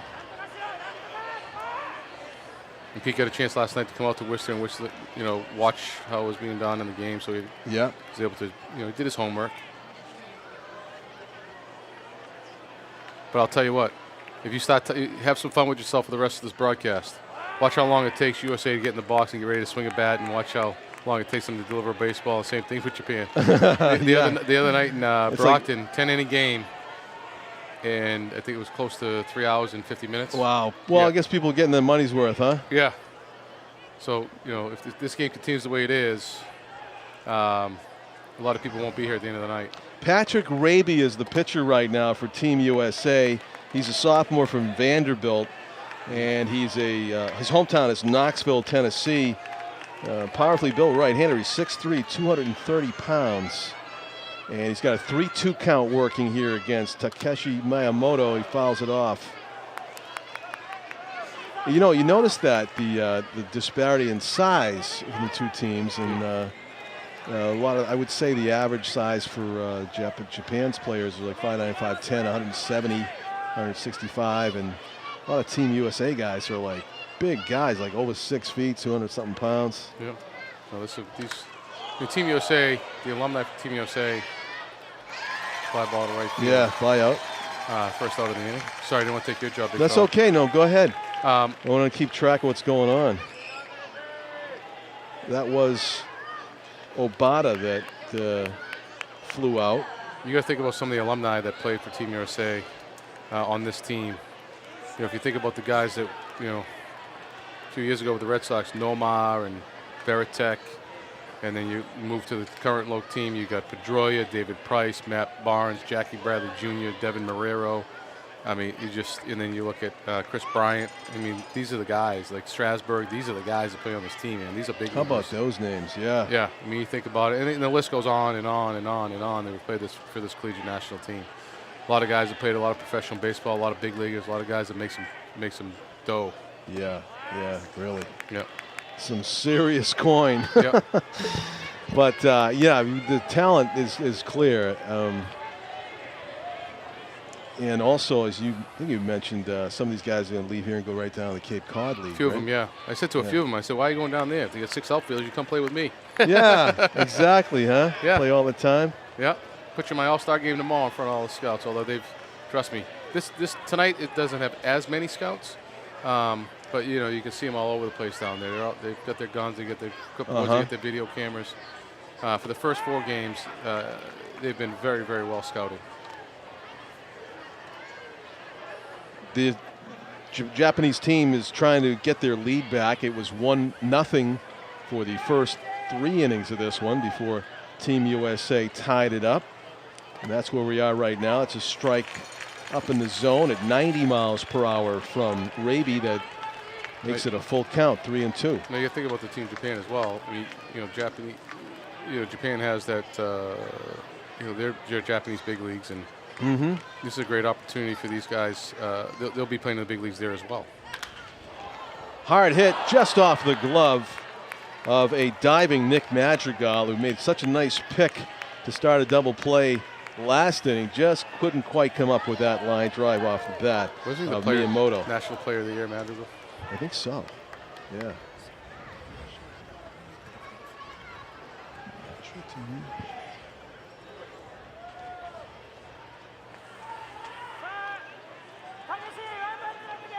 Live on NashuaETV here on a Monday, July 17. And thrilled to bring you the game between Team USA and Japan. I had an opportunity the very first day that Japan came in on the 11th. It was the day that we played Team USA. Japan worked out at Holy Cross, and they worked out on the field for like an hour and a half before in the football field, and they worked out on the field itself. And then they kept on working out in the different areas. They find a little spot, and they just keep working. They keep working. They keep working. I mean, these kids are hardworking kids, and they love the game. They're always smiling. They love being with the kids. Like today in the camp, and yesterday in the camp that we had, they love being with the kids. They love it. Yeah. And our guys really enjoyed it as well. But they, you know, it's fun watching them because they do it a little bit differently. They're very animated. It's choreographed quite a bit. If you watch them do their workout, it's pretty cool. Yeah, they're known for that, the work ethic, right? Quick throw to first, and Raby could not quite catch Miyamoto napping over there. He had a very short lead off of first base. Miyamoto has not yet attempted a steal in this now 5-game series. Raby in the stretch, and the pitch is outside and low. I'll tell you what, 1-1. they are not afraid to bunt with 1 out. They want a guy at second base no matter what. Yeah, and they practice it, right? Oh, yeah. Yeah. And a lot of times they'll automatically do it. They'll throw that right hand out there, hold the bat with one hand, and then grab it at the last second to bunt it. Let's see if you are psychic here on this one, Chris. Well, he might be bunting for a hit. He might be bunting for a hit. Yeah. If he does it. He's doing a good job of keeping the runner close over there. Is Ironman playing third base tonight? Who's playing third base for USA? It is Caden Grenier who is at third, and he's not quite ready for a bunt. If I had to guess right now, I think you'd catch him by surprise, I think, Chris. It might be a chance for the Ironman made a Japan play team. last night for Team USA on a bunt from Team Japan with 1 out. Yeah. Coming down, full speed, and he's a big dude. Barehand the ball, underhand, about 100 miles an hour, the first baseman, out at first base. It's phenomenal Wow. play. And who did that?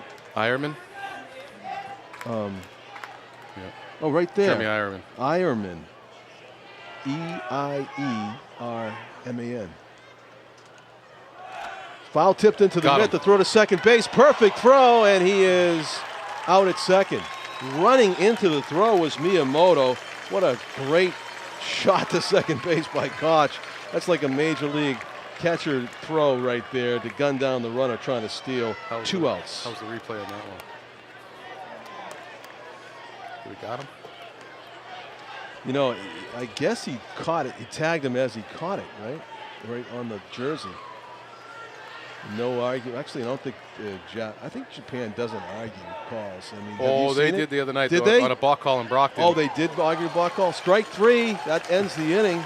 And we had it's great to watch because they have to bring the translator out there with them. Oh yeah. Yes, unless it's the first base. Like there's one Japanese umpire here that travels and does every game, Oh. and there's 3 other guys that travel. You know, that have been we've helped coordinate the umpires as well. Oh, interesting. Well, Chris Hall, I want to thank you very much for having been our guest on NashuaETV. Congratulations on a terrific event. Yes, and I appreciate and that. good luck tomorrow night in the FCBL All-Star game. I want to send a friend of mine down here and talk to you. One of the gentlemen that threw out the first pitch tonight, the Colonel Dave Lyons. Be a great guy for you to interview online here. Okay. Talk about his history in the military, but he also was a pitcher for the Air Force Academy for the general manager of Team USA, Eric Campbell, who was the head coach of the Air Force Academy back in the 90s.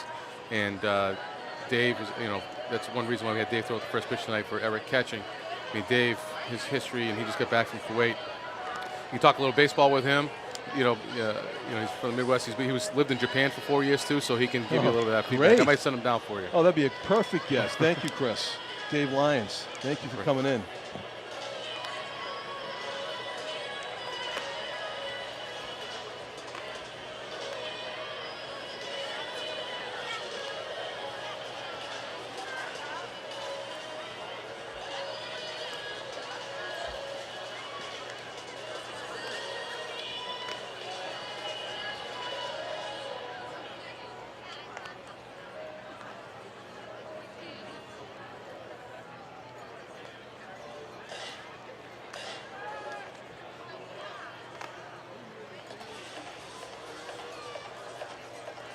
Team USA will be sending up their 7, 8, 9 hitters in the bottom of the 5th inning. We're just about halfway through this one, and it's deadlocked at 1-1. And if you had seen any of the results on paper or in person of the first 4 games, you would not be surprised that Team USA and Japan are tied at 1 midway through the game.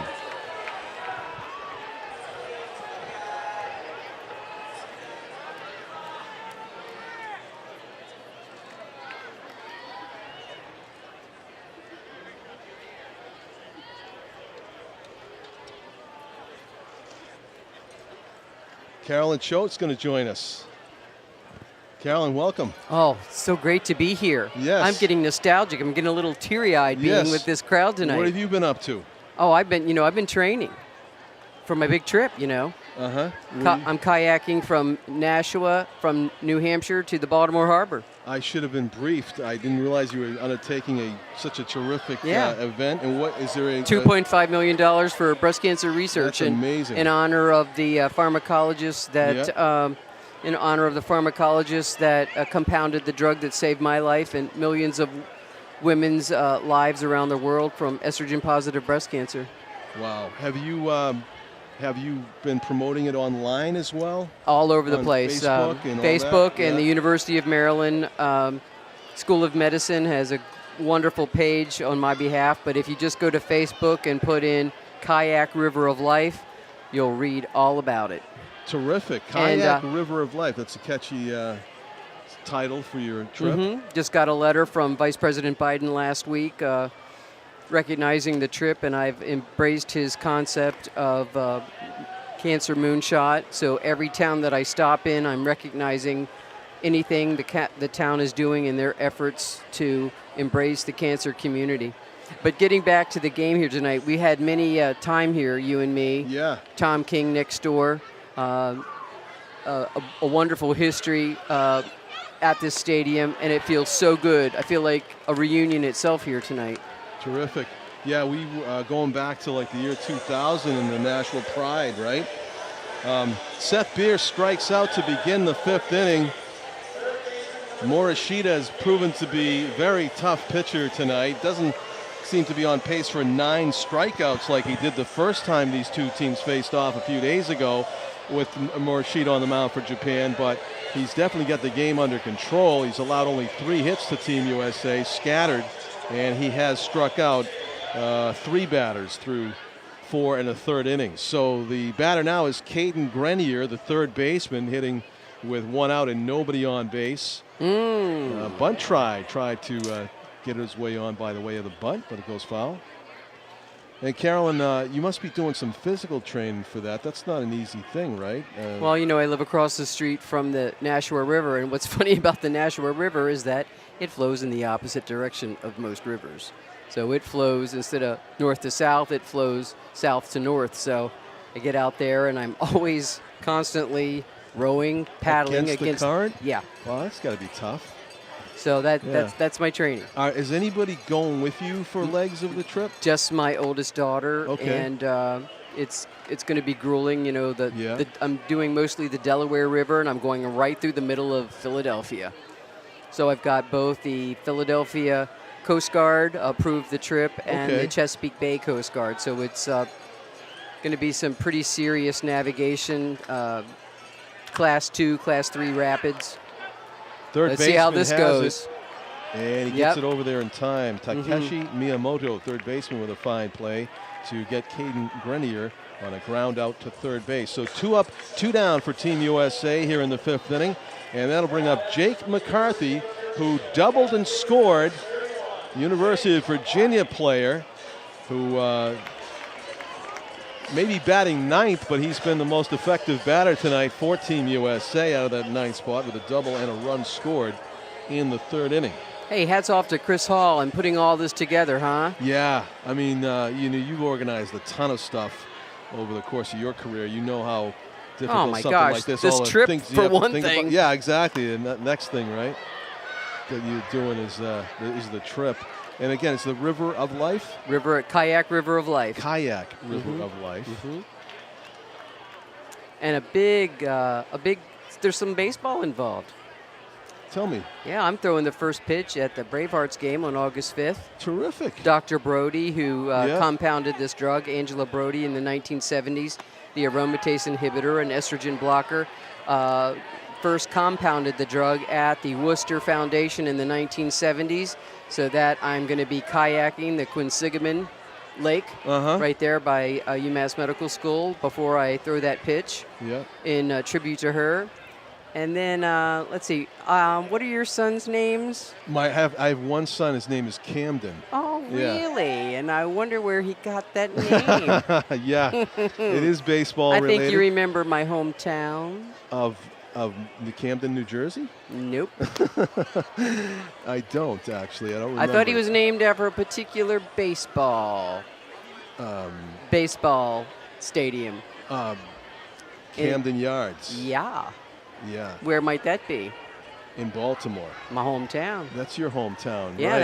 That's where I'm paddling to. We got to take him there. I took him there last summer for the first time and loved it. Would you like to be the first to shake my hand? Yes.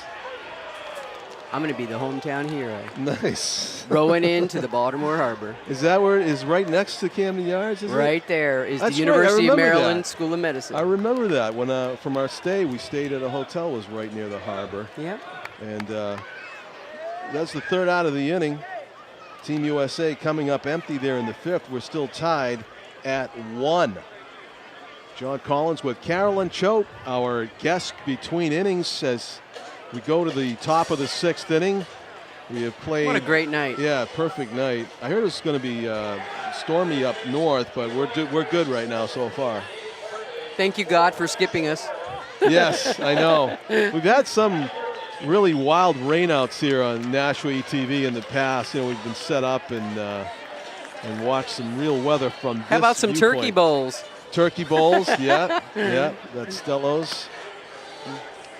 So, Kayak River of Life, go online and find out about Carolyn's great adventure. Yes, and if you'd like to contribute, there's, probably no one listening that hasn't been affected personally or knows someone who's had breast cancer. So all the money goes to the research laboratory to continue Dr. Brody's research. It's the gold standard, aromatase inhibitors for breast cancer, and this enables her research laboratory to continue on. She retired in December at the age of 82.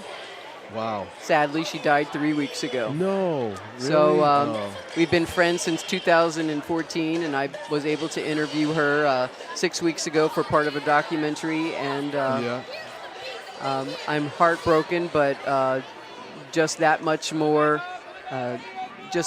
inspired to continue on and look out for the next generation. My daughter, and of course, 3% of men do get breast cancer, so always advocating for those in need. Thank you for having me tonight, John. Oh, thank you for being here, Carolyn, really. And congratulations on another terrific effort to promote. You know, I just wanted to say, too, I remember when you were going through the whole thing, and you're a pretty prominent media person in the area. Rather than remain silent about it, you were just right out there in front about it. And, that's the kind of thing that helps so many people that you have helped. So it's amazing how many people still stop me in the grocery store, and so glad to know that just if I helped one person, it was worth it all. Yeah, and now you got me following this trip for sure. Okay, thank you, John. Thank you. Carolyn Choate, the Kayak River of Life. Check it out and you can contribute, and good luck on her journey. So Team USA makes the play on the bunt hit attempt. Doesn't work for Team Japan. The leadoff batter in the inning, Yoshitaka Nagasawa, is retired here in the sixth. One up, one down, and now it's Kairi Shimada, who has one of Japan's 4 hits.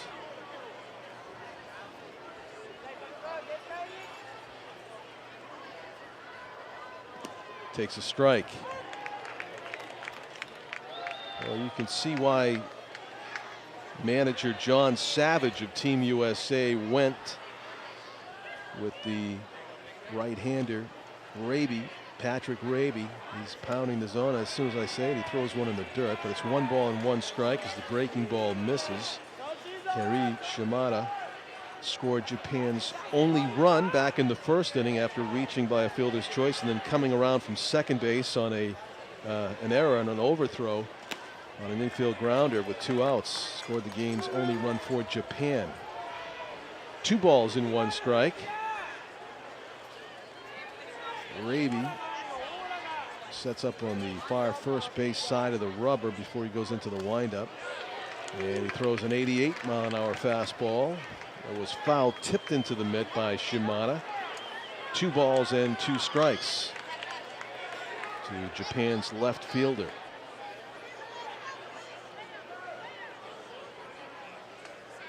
Raby kicks and delivers, and it's really close to the tower there. Is close to the helmet of Shimada, who scrambles out of the box, and the fastball up and in. That makes it a 3-2 count. 1 out, nobody aboard here in the 6th inning, and of course, Raby would like to keep it that way.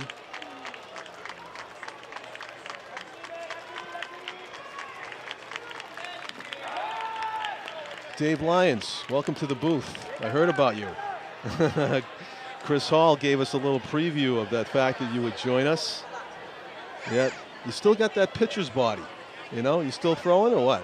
No? Just a little guy. There's a lot of men's leagues out there now. You could keep active if you wanted to, but you're coaching? I'm trying to a little bit with the kids for out in Concord Youth Baseball down in Is that where you're Massachusetts. based? Concord, Mass? I'm not. I'm the family lives there. I'm actually headed to D.C. I just got back from the Middle East. Okay. Wow. Thanks for your service. Well, thank you. I appreciate you saying that. It's an honor to be here and Yeah. be a part of this and watching these guys represent our country. Tell me about Japan. You spent time there? I did. My family and I spent 3 years in Japan, 2 years up north on the main island, Honshu, up at a base called Misawa, which is one of our fighter bases over there in Japan, and then we spent a year in Tokyo, just outside of Tokyo to the west at a base called Yokota. So lots of baseball over there. My son actually played hockey for a Japanese hockey team, and That's news to me. I was very surprised at how developed the youth hockey is there, and the youth system, and they're focused on fundamentals. Just like you watch Team Japan here take infield, and it's spectacular. Yeah, it's a show. It absolutely is, and they teach that at the youngest age, and they do that in all sports. Dave Lyons, Air Force officer, is our guest here at Holman Stadium as we play in the top of the 6th inning. Team USA versus Team Japan. Dave, you threw out the first pitch? I did. I don't know. Go? I didn't bounce it. So, Good. If I bounce it, I'm not sure I'd be let back in the door at home at night. I told my son and my daughter, there's only one rule. It doesn't matter if you airmail it. If you bounce it, you're in trouble. Yeah. Who's the major league team that you root for? I grew up in the northwest suburbs of Chicago, so the Cubbies are my team. I used to say, folks, congratulations, in New England and the Boston area, we had a lot in common until you guys went and rattled off 3 or 4 of them. I know. So we got ourselves a big poppy, and now you have Rizzo and Bryant. So I had you'll have 2 more in your future. I hope so. Yeah. And I had to leave the United States for the Cubs to actually win. You were out of the one. United States? I spent last year in the Middle East commanding one of our air bases in Kuwait. Through the month of October, I was getting up at 3 a.m. every day to watch the ball games. I just thought about the fact that some people were complaining about it being hot, here and there in the summer. And you said you were in Kuwait, and it just reminded me of that. It's like, how hot does it get out there? I mean, it must be. Yeah, Kuwait, and as you get further south, what's nice about Kuwait is you don't get the humidity that you get in some of the other Persian Gulf nations. But when I left, I gave up command on the 17th of June. I got home on Father's Day. And when I left, it was the upwards of 120. 120. Madrigal, the second. They get one on the first. Double play. Nicely turned by Team USA. Their second double play of the night. And Raby gets out of what might have been a jam in the making thanks to stellar defense behind him. We go to the bottom of the 6th. It's 1-1. Dave Lyons, our guest from the Air Force, and talking about his time in the service with Japan is in his background, and it's a foreign place to most of us that maybe we'll never get there. But we know I appreciate the fact that they love baseball. It seems like as much as we do. They do. It's like it's the international language of baseball. It is. It absolutely is. And like I said, the ability to teach fundamentals, to grow fundamentals at such a young age, and the seriousness that they take of their athletics, regardless of the sport, was very impressive. And that the discipline of that as well was something we try to instill in our children. And my children were very fortunate to be able to witness at an age where they would understand that and be able to bring that back home with them to the United States. So we feel very fortunate to have that experience. You're probably of an age, I'm of an age where a lot of and I know some of the Dominican players in the United States, there a lot of self-taught stuff goes on where you're playing stickball out in the side streets or the alleys, or you go to a sand lot and you kind of learn.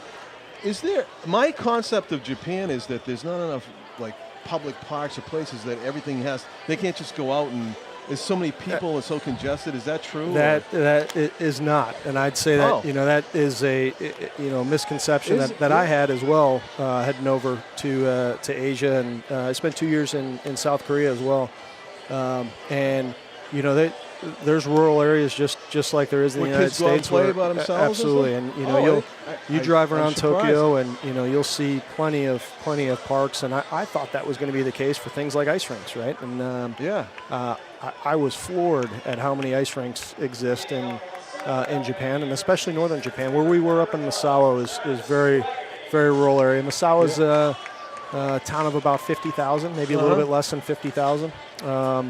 And you're a 3-hour train ride on the bullet train to Tokyo, or an hour and a half flight, to get down to Tokyo. That's certainly what you discuss, Osaka and Tokyo, that exists. But as you get further out from those two cities, there is farmland, there is great skiing, believe it or not, great outdoor sports. It was a fantastic place to live. Dave Lyons from the Air Force, our guest, as we go to the bottom of the 6th inning. And I guess all these games have been so close that it's kind of coming down to a exciting, we're getting down to the last few innings of this tournament, and it's still 1-1. It is, and Coach Campbell, Eric Campbell's the general manager of USA Baseball. I think you probably had a chance to speak with him. He was my coach at the Air Force Academy. Yes. I played baseball for him for 4 years, and he mentioned that as well, of how competitive this series has been, and how much he was looking forward to tonight. This series is sort of ceremonial, but they played it 41 times, I guess, now. So there's, you want bragging rights. You want to say, hey, we won the time that I was on the Team USA. We beat Japan and we won. But it's nothing like the pressure and the people sweating bullets like they did with Cubs Indians Game 7, huh? Oh, that's. I was actually rooting for the Cubs in that. I mean, it was hard not to root for the Indians too, because they were a huge underdog. They haven't won in a long time. But and you were you able to watch it live overseas? I was. So yeah, you were. Okay. We have the American Forces Network. What we don't get are the commercials. Oh, nice. And so when you're a service member overseas during the time of year, especially the Super Bowl, it's customary for somebody to tape the Super Bowl and send you the commercials, because you don't get to see those live. Oh, that's funny. Everybody wants to see the funny commercials or the different commercials, but you talk about the pressure. It's amazing to be around these young men that are representing our country and and wearing USA across their chests. And we spent Chris Hall had an event today with the kids and spent all day with the kids out here, and just to interact with these guys, that are freshmen and sophomores in college, and they're doing a fantastic job. And it's to be out here and to be able to compete on this level. I mean, the chance to play a Japanese team or the other programs, the other teams that they've had a chance to play in the 20 to 21 games or so. Some big names here. Yeah, there is. Chinese Cuba, Taipei. Chinese Taipei. It's fantastic, and that's an experience that these guys are going to take back to school, and whether they go on and play professional baseball or not, which a lot of them will have the opportunity to do. Madrigal lines out to the left fielder, a fantastic catch, jumping up, going back towards the wall. Madrigal getting a nice hand for a hard hit, and also Japanese left fielder Kairi Shimada getting a well-deserved round of applause for a terrific catch as he went straight back on that hard hit ball by Madrigal. So a strikeout and a line out to deep left. 2 outs in the Team USA 6th. And here is Steele Walker. That was a fantastic play. Yeah, it was. Steele Walker has lined out to right and flied out to deep center. He's hit the ball hard twice, and really not much to show for it. Yeah, he's hit the ball on the screws twice here, and I'd have to say this is my wife's favorite player, because she's from the University of Oklahoma. My wife's a graduate of Oklahoma, and we actually have my niece in 2 years is going to go play softball for Coach Gasso at the University of Oklahoma. So wow, congratulations to you on having a Division I girls softball player in the family. That's no easy feat. No, she's fantastic. She must be. Her name's Grace Lyons. She plays out for Sandra Day O'Connor in Phoenix. We'll be watching her. Maybe we'll be watching her in the Women's College World Series someday. I hope so. Well, if they've Oklahoma sent representatives before, haven't they? They have. In Oklahoma, they're two-time defending national champions. National champions. How about that? Oh, good for her. She must be playing all summer. She is. She actually travels out to California and plays for a club team out there. And we actually got a text from her about an hour ago, and she was holding the Canada Cup. They just went up to Canada and won the trophy and bring it back to the United States. That's fantastic. Good for her. She plays for the Firecrackers. They're the number 1 ranked team, I think, in the United States for club softball. Oh, wow. the 3-hitter in the batting order, also the 3rd hitter of this inning. Steele Walker has a 2-1 count working here. And it's still the same starting pitcher for Japan, Masato Morishita. Credit to him, just 19 years old, keeping one of the most talented batting lineups you will see in check to this point. 3 balls and 1 strike. And Morishita's pitch just high, apparently, for ball 4 at 91 miles an hour. Good take by Steele Walker, and he's on base with 2 outs.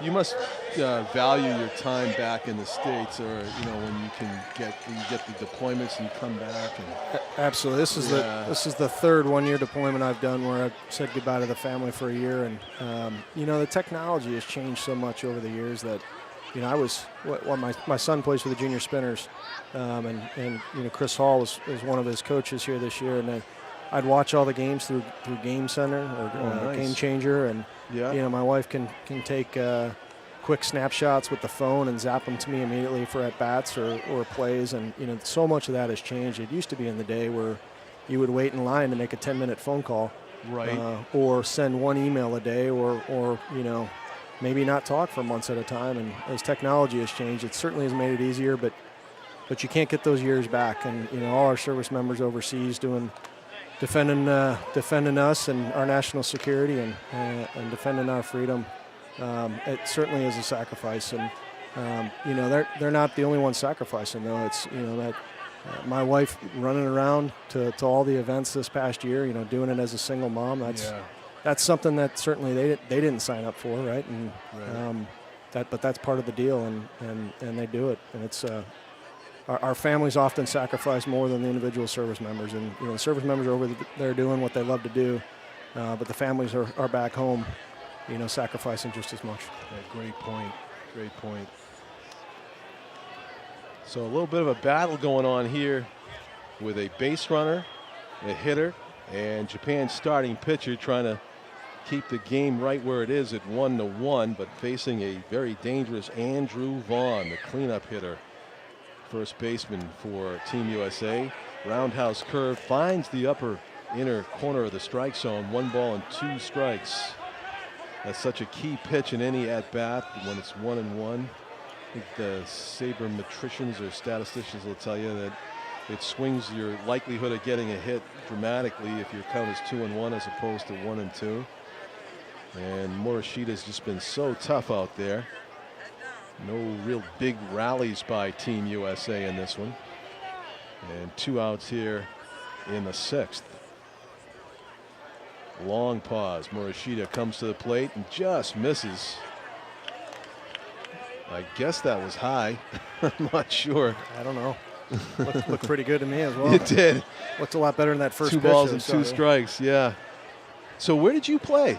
I played at the Air Force Academy. The Air Force Academy, yeah. They have a Division I schedule? They do. So we play in the Mountain West Conference. Used to be the Western Athletic Conference. I think we have to go back and... Very deep to center.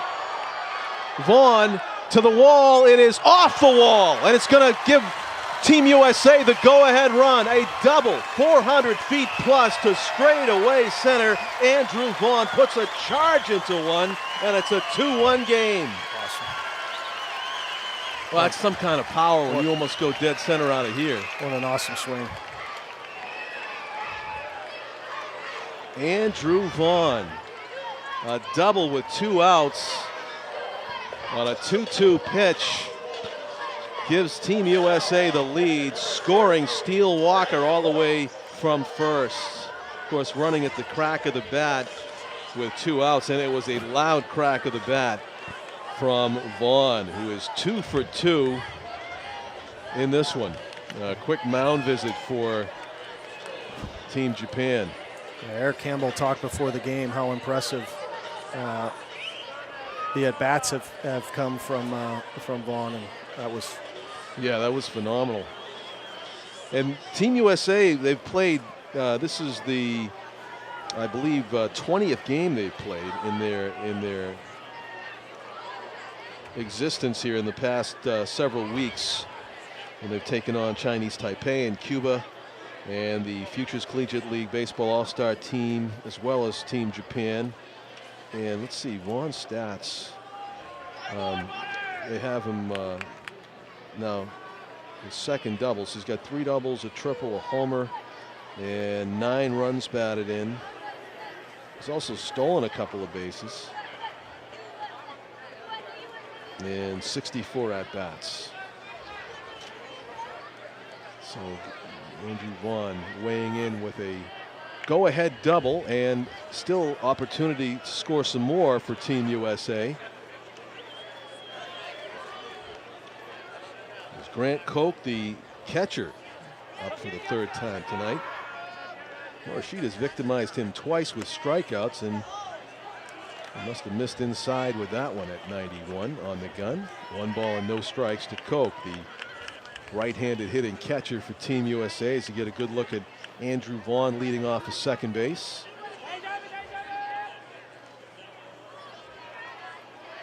When you watch games, are you a fan more of the pitching, or does it come down to that? For me, I'm a huge fan of hitting, and if I'm watching a game where I have no rooting interest, I'll root for home runs. Do you root for strikeouts when you watch a game because you used to pitch? Like if you watch a neutral couple teams play? Absolutely. And it's funny you ask a question like that. I don't, it's not something you always reflect upon. And I would have to say though, I'll follow the Major League Baseball app and I get the notifications when a guy's throwing a no-hitter through 6 or a no-hitter through 7. And all of a sudden I'll turn that game on, to try to pay attention. And so I think I do cheer for the pitcher. And pitcher, As a Cubby fan, I like to see Johnny Lester throwing up a bunch of zeros, and Jake Arrieta, especially the second half that he had back in 2015. And fantastic. And they just made a big trade to go get Jose Quintana. And he had a great first game with the Cubs. He did. So ground ball sizzles at the shortstop, and it comes up on him. Here comes the play at the plate. Throw to the plate's not going to get there, but Japan's going to be able to cut a runner down, maybe in the rundown here for the 3rd out. But Team USA does get another on a tough hop of a ground ball that ate up the shortstop, allowing Andrew Vaughn to sprint around from second base and score the game's 3rd run for Team USA, as Koch is cut down in the rundown afterward.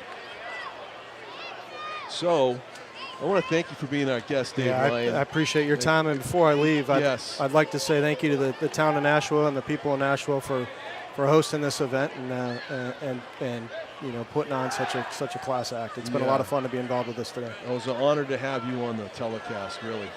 Great. Thanks for having me, guys. Yes, and good luck in your deployment. Thank you. Take anything?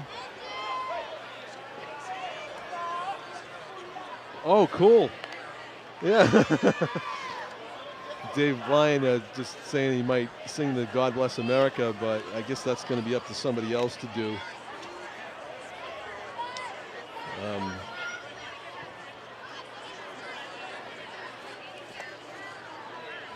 To the top of the 7th inning we go. Team USA leading Team Japan 3-1.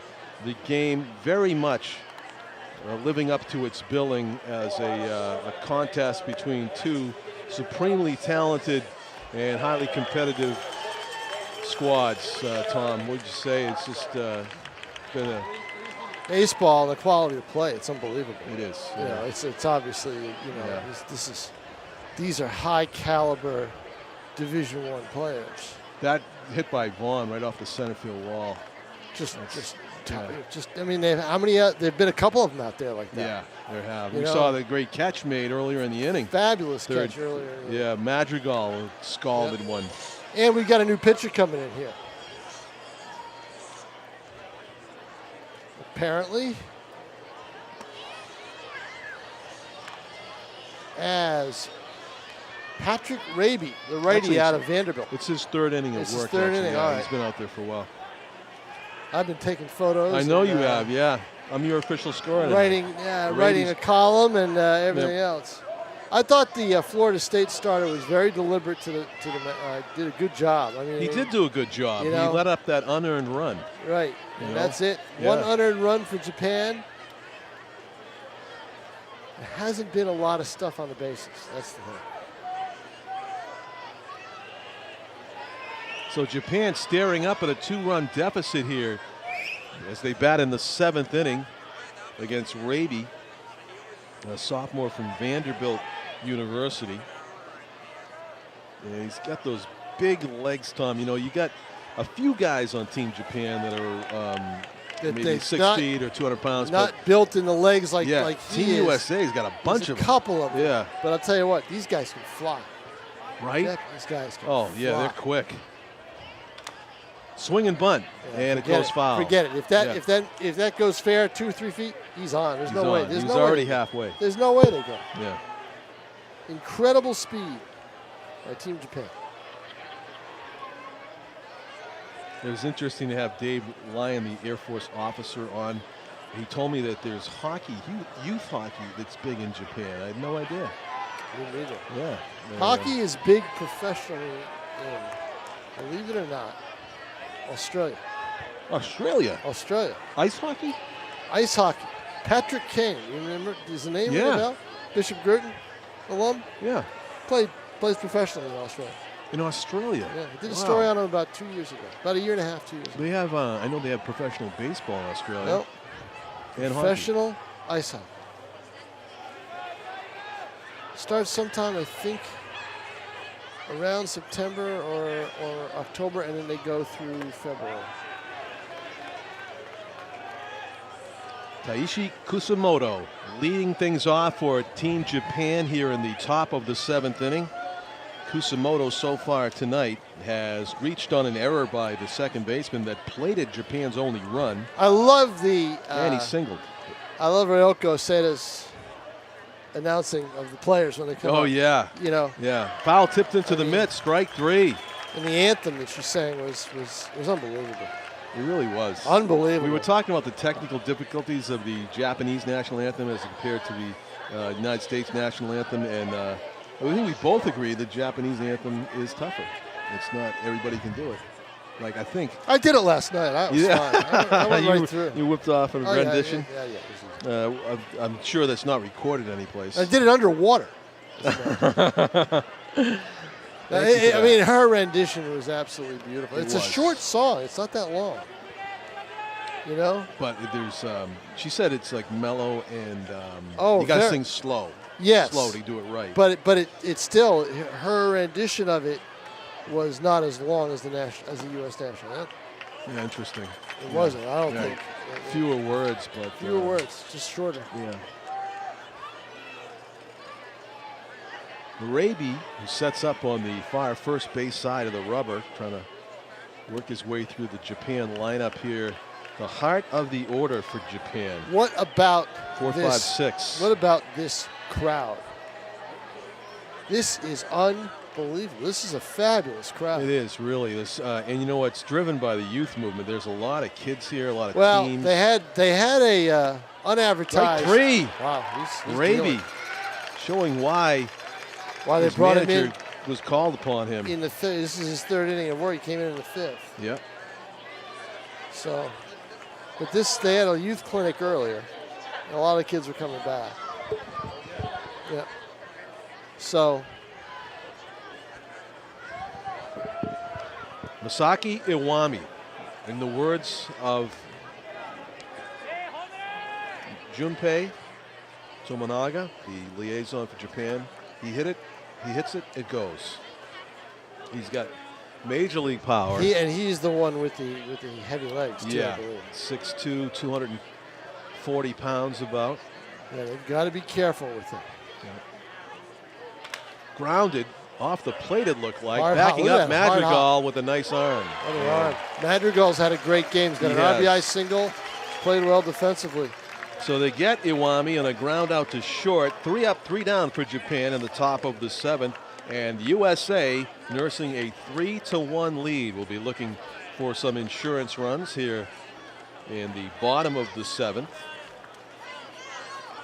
I wonder if anybody's going to do God Bless America. They'd have to do a Japanese song too, so maybe they're just gonna I don't think they're going to do anything. just go right into the Don't know if they're going to do anything. bottom of the 7th inning. The 7th inning stretch will happen though.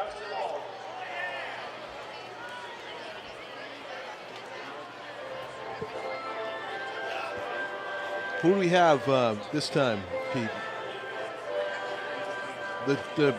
Junpei Tominaga will join us momentarily in an interview that we shot before the game.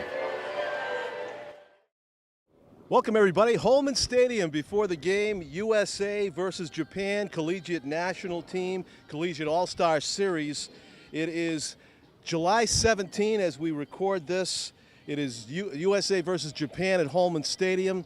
We are very excited to bring you the game and also to talk to the liaison of Team Japan. It's Junpei Tominaga, who's a liaison for the team. Welcome to Holman, to Nashua, and very excited to have you here. Has the trip lived up to your expectations, Junpei? So far, so good. We've been playing for the last 4 games. It's 2-2. All 4 games were tight. You know, we had 2 extra inning games, and then the rest of 2 games were a 1-1 different game. So it's been very competitive games, and we've been having great time.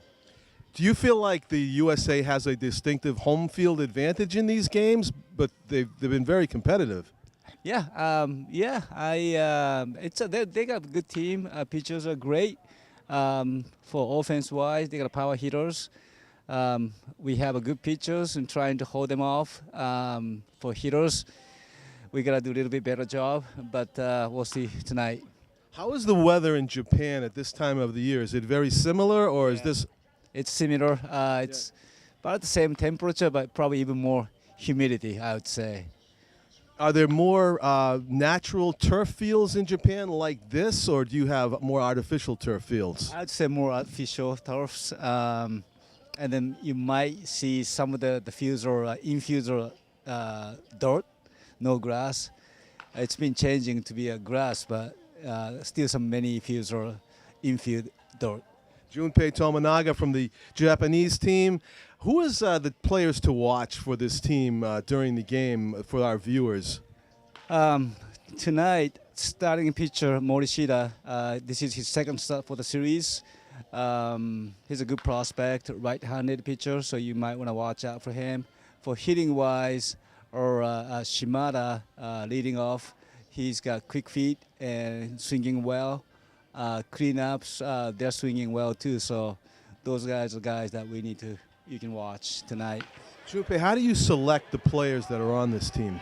We have about a month ago, we pre-selected about 40 players, and we did about a week-long tryout and narrowed down to 24 players. And how have you been staying healthy, avoiding injuries, and? Yeah, we got one pitcher in the game too, hit by line drive, the right arm, and we went to the emergency that night, but thankfully the result was negative, so it was good. He is okay. He's okay. Yeah. Have you been able to do anything else but play baseball on this trip? Have you done any sightseeing, go to any games of professionals? Not yet. Yeah. We have a rain date reserved for tomorrow, which we'll be using for sightseeing, so we definitely try for Fenway Park. We can't. Yeah, our kids are waiting for it. I'm sure you will enjoy that very much. Junpei Tominaga, thank you for being our guest on NashuaETV. Good luck in tonight's game. Thank you. Thank you. Thank you to Junpei Tominaga for doing that interview with us before the game. He was good. I talked to him right after you did. You know, very, very good, very insightful. Yeah, knows baseball, knows two cultures, and able to articulate it nicely. But, talking to him and some of the Team USA players, again, the pitching is the difference. You know? Yeah. The Japanese pitching is tough, but in this game, Team USA has hit him hard. They have. Deep fly balls. And you asked if the same pitchers out there, Tom. I thought they went to the bullpen. Number 20 is Kurabayashi. Yes. Yeah, his very similar style. He wasn't the pitcher last inning, though, was he? I don't believe so. I think he is new this inning. Yeah, because she just made an announcement. Yeah. So she must have announced him in. Yeah. So 6 innings for Morishida. Throw across the diamond, nicely done. Ironman is retired. Ironman was up there, I think, pinch hitting. Yeah, he wasn't a regular starter. Yeah. Yeah, I think Ironman pinch hit for Shoemake, and he grounds out to third base. 1 up, 1 down, and Team USA 7th. Seth Beer has grounded out to second and struck out in 2 at-bats so far tonight. Batting here in the 7th inning.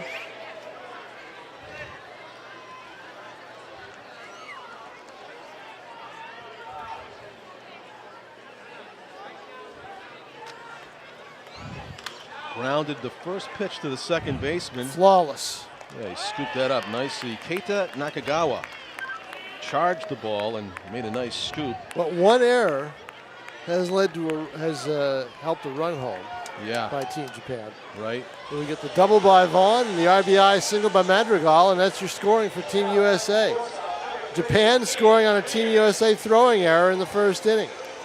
So Caden Grenier has, I think you just introduced him as the shortstop. Maybe they moved over the defense to allow Einer to play third, I think is what happened.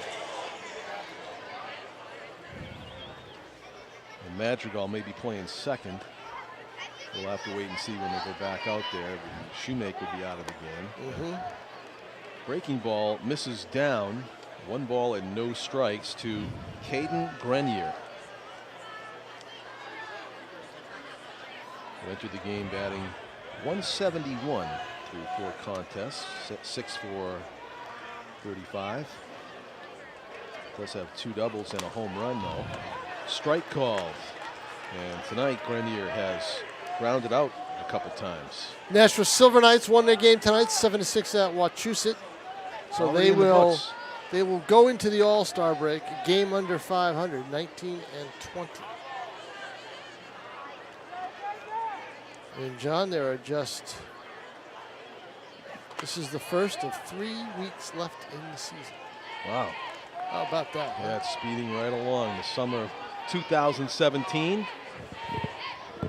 2 balls and 1 strike is the count to Caden Grenier, looking for his first hit tonight. And he's trying to do it against the relief pitcher, Ryoji Kuribayashi. Hard hit to the second baseman. Up with it. Nakagawa with 2 nice plays in the inning. 3 up, 3 down for Team USA. We go to the top of the 8th. It's USA 3, Japan 1. Kuribayashi is from Meijo University. Also with a July birthday. He just turned 21 last 2 Sundays ago. Good for him.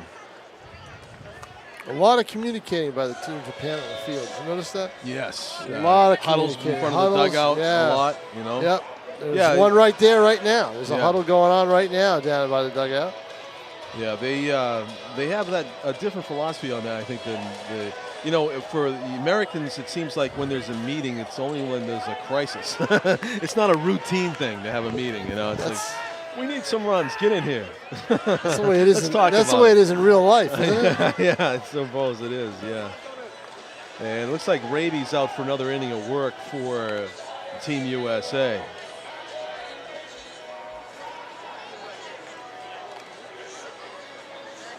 Japan has due up here in the 8th inning. The bottom of the order, I believe. Let's see.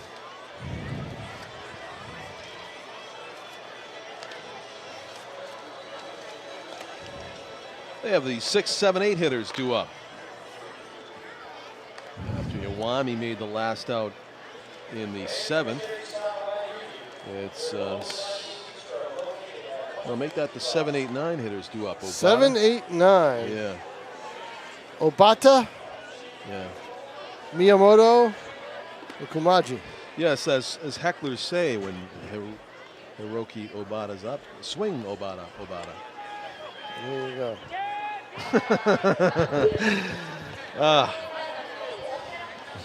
No. He'll be followed by Takeshi Miyamoto and Takahiro. After that, he's going to get a hit. You know it.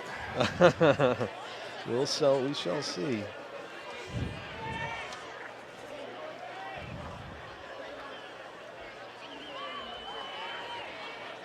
We are doing this game from the WSMN radio booth. Yes.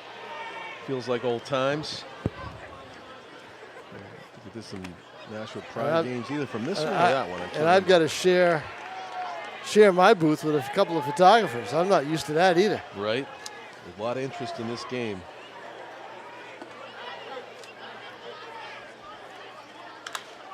I told you. Rips it toward the gap, and it Told gets you. down for a hit. Told you, right? You're right. You did it. I did it. My fault. Now remember, 2 of the games, extra innings. Yeah. The other 2, 1-run games in regulation. 1 a walk-off by Team USA.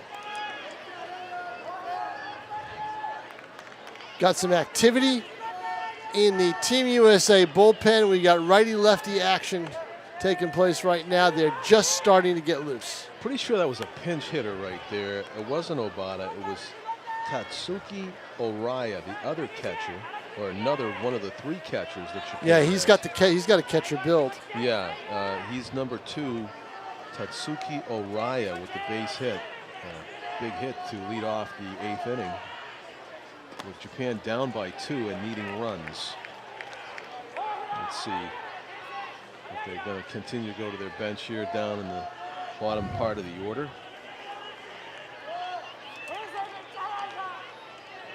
A lot of talk from the Japanese dugout.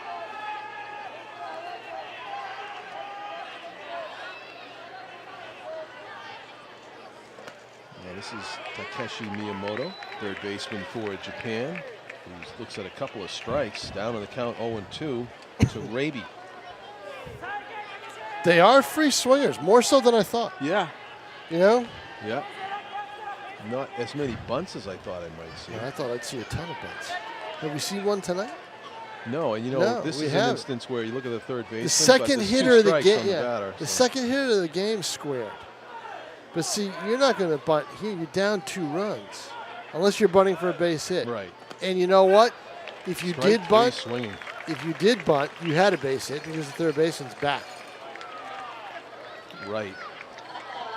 So Miyamoto goes down on strikes. He did single his last time up, but goes down swinging here. 1 out in the Team Japan 8th. Takahiro Kumagai, the 9 batter in the order for Japan. He has struck out and grounded out in 2 at-bats. Again, I think the Japan's gone to their bench. Yoshiaki Watanabe, number 5, is stepping into the box. Watanabe pinch hitting for Kumagai. And I assume he might step into the shortstop position as well. It's got to be Baby's last inning, right? It's got to be. You would think there's double-barreled relief righty-lefty warm-up action in Team USA's bullpen. Yeah, with a team that's got this many pitchers and talented guys. Yeah, I mean, their last game here is a group that they want to win. Yep. Yeah. All hands on deck. Look out. Can't even see where that ended up. It went in the stand so quickly that apparently everybody's okay.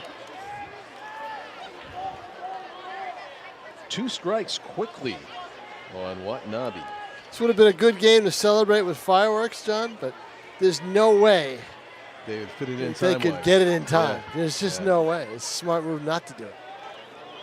There's the double-barreled action. 20 years old, Yoshiaki Watanabe, left-handed hitter. Looks at a ball up and away. The righty is Riley Gilliam, and the lefty is Bryce Tucker. Bryce Tucker was one of the top closers in the country this past year. It'd be nice to see him come out there and toss a few pitches. Yeah, I'm saving this program. I'm expecting to see some of these names on TV down the road. Including the guy that's throwing right now, Raby. Fires over to first base. And just checking on the runner. Team USA enjoying a 2-run lead right now. Aside from Iwami, who may not get back up again, depending on how much Japan can spin the order. Not too much home run threats in the batting order for Team Japan. Did see some right-handed hitters squeaking some out of here inside the foul pole in BP. 2 balls and 2 strikes. Raby may be overthrown a little bit here as he looks for the punch out. He did have Watanabe 0-2.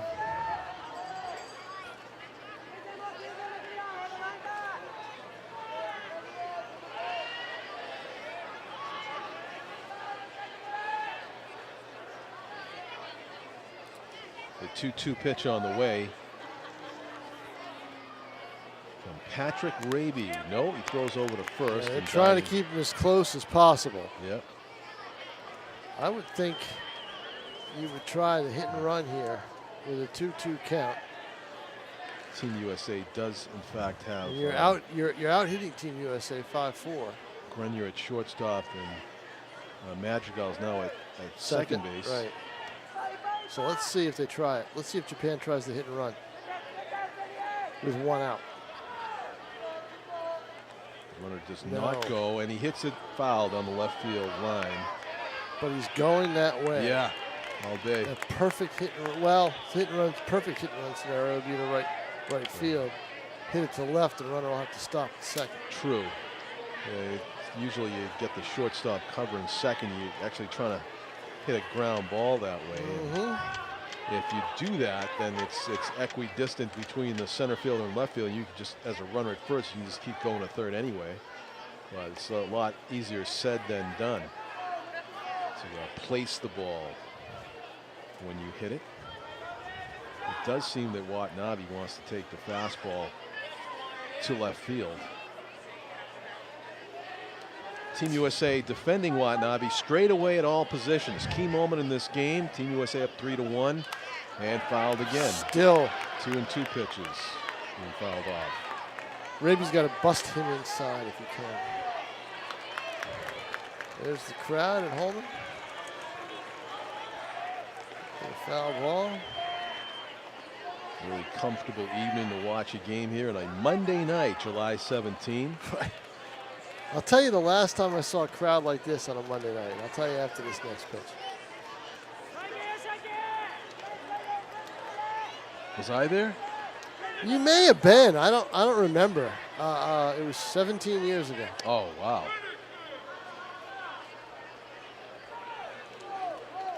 Well, you're going back to the Pride 2000 season. Well, it was a Monday night in late June, and you know, I showed up and there was a writer here from I don't know where,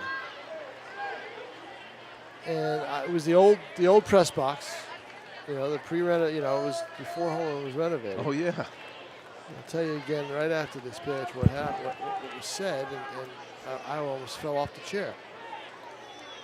Said by the writer bench. from Parts Unknown? Yeah. Okay. 2-2 pitch from Patrick Raby to Watanabe. Hit hard to center, high and deep.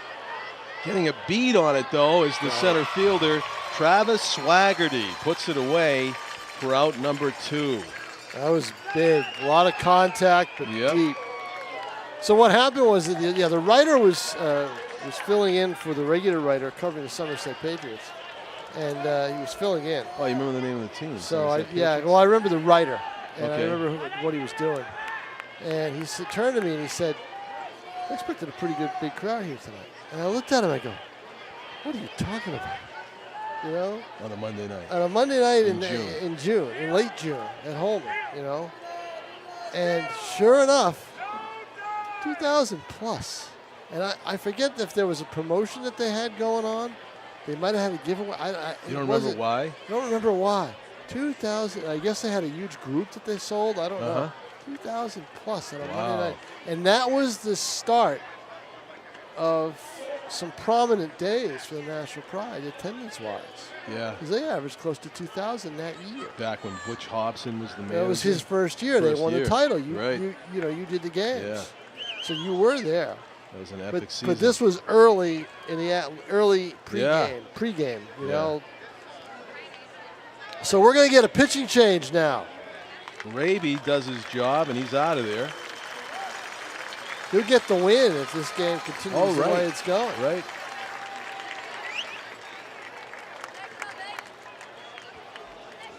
Coach Savage from UCLA. I don't know if that's the pitching coach or if that's Savage himself. Savage will probably make the change. Manager always makes I think the change. it is the aforementioned Bryce Tucker, Tom, that's The coming lefty. in. Yeah. 6'3", 205 from Apopka, Florida, and plays for UCF, the University of Central Florida. On in relief. Hard throwing lefty has 4 outs to get to seal the deal for Team USA. As we see 85 miles per hour on the gun as Tucker warms up.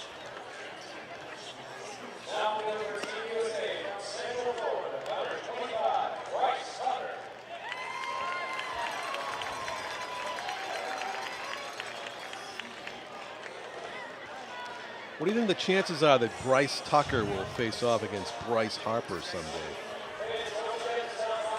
Lefty versus lefty. I'll say pretty good. Not bad.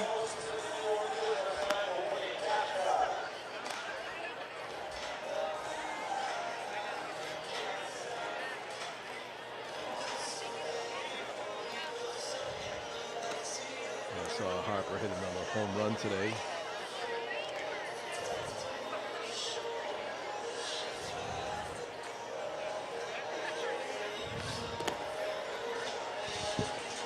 Top of the 8th inning at Holman Stadium. Team USA versus Japan, the 41st annual series that these two countries have played with their collegiate all-stars doing battle on the baseball field. They have played 4 games before tonight in this 2017 series. Series tied 2 games apiece coming into this decisive Game 5.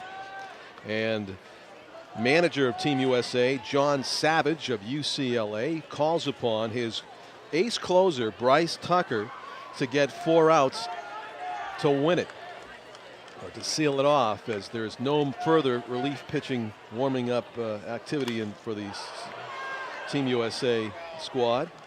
It looks like it's going to be all about Tucker. 2079 is your attendance. 2,079. Over 2,000 Yep. fans. Well, he said the magic number, 2,000. In 2000, the last time you can remember a Monday night crowd drawing this many people. The 0-1, strike 2. Nasty pitch there from Tucker. Left-handed batter's got his hands full against this guy. And right now, that is Yoshitaka Nagasawa, leadoff batter in the order for Japan, with an 0-2 count. Just missing the outside corner at 90 miles per hour there was Tucker.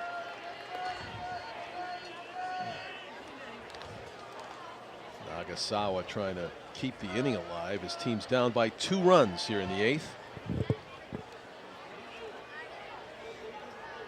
Tucker peers in for the sign.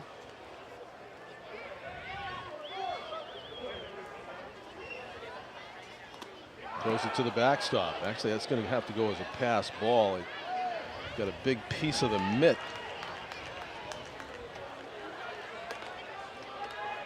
of the Team USA catcher. And then went to the backstop. So that puts a runner into scoring position for Japan. Count goes to 2 balls and 2 strikes. Lefty on lefty. Let's see what he does. Tries to go to the outside part or jam him inside. He has twice taken a shot at that outside corner on 0-2 and missed it. 2-2. Took Foul, it. look out. Took something off that. Spoiling it. It was Nagasawa. He just got the end of his I bat. tell you, the way they swing the bat, it reminds me so much of Ishiro. Totally. It's just how they're taught. It has to be how they're taught. Yeah. A lot of wrist action. A lot of wrist action. Choking up. Kind of the forward momentum in the box. That's Low. a good take by Nagasawa. A breaking ball that actually was 91. Excuse me. That was the fastball. It was just down. So 3 balls and 2 strikes, and you know that Tucker does not want to put the potential tie run on base. On deck's another left-handed hitter in Shimada. Team USA fans here at Holman Stadium clapping rhythmically, and strike 3. He might have chased ball 4. He did. He chased the pitch high and out of the zone, and that's why he waved at it. Big strikeout by Tucker. Boy, I tell you what, though, the fans into it. Yes. Clapping and everything else, Yeah. isn't it? You know? To the bottom of the 8th we go. Team USA 3, Japan 1. You're watching NashuaETV. One of our 3 cameras that we have today. All out. Yeah. Scott Silva manning the camera on our third base side. On the first base side, Jim McLean, and there's the view from Tim O'Neill up top here at home and from the press box. See what Japan puts out there in the 8th inning. I neglected to mention, to ask, actually, Junpei, where Japan heads next after this. Are they going home? I believe they are. They probably are, right? Oh, yeah. I mean, Team USA is done. Team USA. Some of their players are going down to finish the summer at the summer season at the Cape. Oh, right. The Cape League. I mean, I would invite them to stay and beat up on my over 50 team if they want. Walker from Oklahoma would love to do that. He's going down to Brewster to play. Like just another Holman moment. Another Holman moment. You know, I wrote about it. You know, going into it today, I said, you know, there's been a few of them that were, you know, away from the mainstream. One of them was the Ricky Henderson All-Star game. Yeah. You know, this reminds me a lot of that. I mean, the FCBL All-Star game was here. That had a decent crowd. Yeah. The Bambino World Series way back in 1988. It's Cal Ripken baseball now. Oh, right. But, you know, that was a set series of days. But for this, you know, besides a couple of the Pride Championship Series games that drew very well, these are, you know, the you know what? One more moment that stands out for me is the Jose Canseco press conference. Yes, right down there. A week or a month Jose before his book came will out. live, he will die, but he will not be cut in half, but he'd not be killed by the left field wall chasing a fly ball here at tonight. Holman Stadium. Right. Because that wall will cut me in half. But then his book came out. Juiced came out a month later. He talked about how he was blackballed in Major League Baseball, and he was going to tell us why. And boy, that blew the lid off everything. There was a congressional hearing after that, and I feel like it all began here at Holman. I know he'd already written the book, though. It was just a press conference.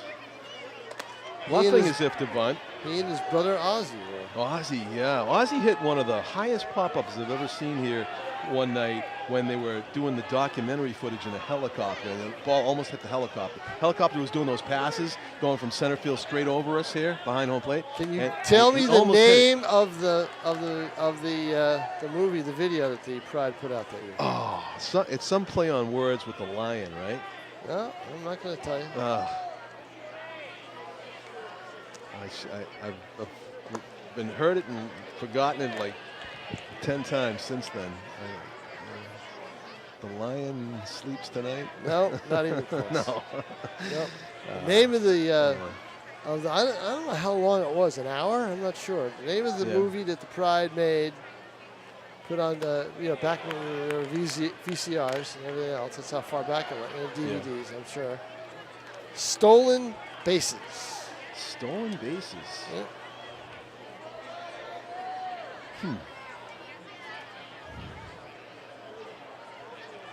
Okay. It's not something I think of when I think of the 2000 No, but team. That's what they called it. Yeah. Stolen Bases, yep. 3 balls and 2 strikes. McCarthy leading things off for Team USA. The 9-hitter has doubled and scored tonight. 1 for 2. Key at bat here, leading off the 8th inning. Ground ball over the mound and through. Base hit. McCarthy's got 2 hits in Game 5.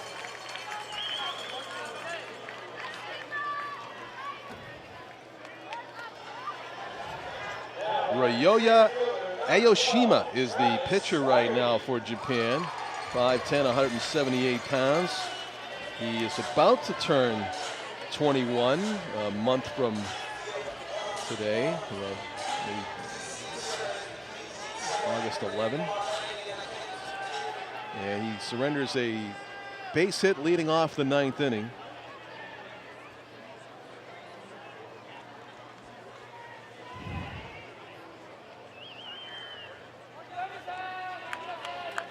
Back to the top of the order, and here's Swaggerty, the center fielder, who has popped out, grounded out, and struck out, looking for his first hit of the game, and an insurance run for Team USA. He turns around and sacrifice bunt, takes the fastball high for ball 1. So Aoshi not allowing Swaggerty an opportunity to lay one down there as he threw it about, well, what would have been helmet high, but Swaggerty was in a deep crouch ready to bunt.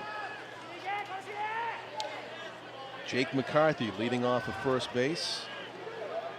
3-1, USA looking for some insurance here, and that's a ball low, I suppose. Didn't miss by much, and Team Japan wondering where that one missed, I think. Aoshima, who plays for Tokai University.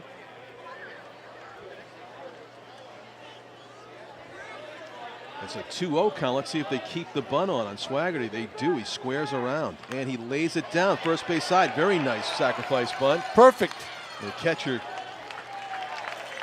throws him out barely. Swaggerty, textbook sacrifice bunt right there to advance the runner to scoring position.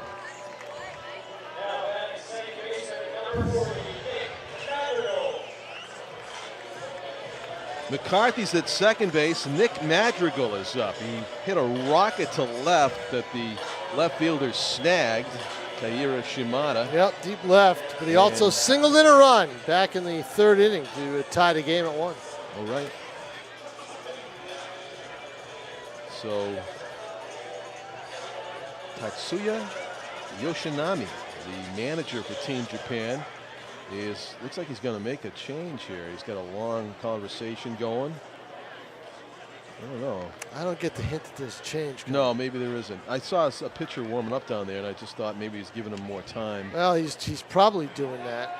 And he's probably stalling. Yeah. The umpire comes out and says, "Okay, time to go." Yep, he was not taking him out. He's having a long conversation. Yeah, but his reliever's getting a lot of time right there. Yep. And to the plate, Madrigal, who is 1 for 3.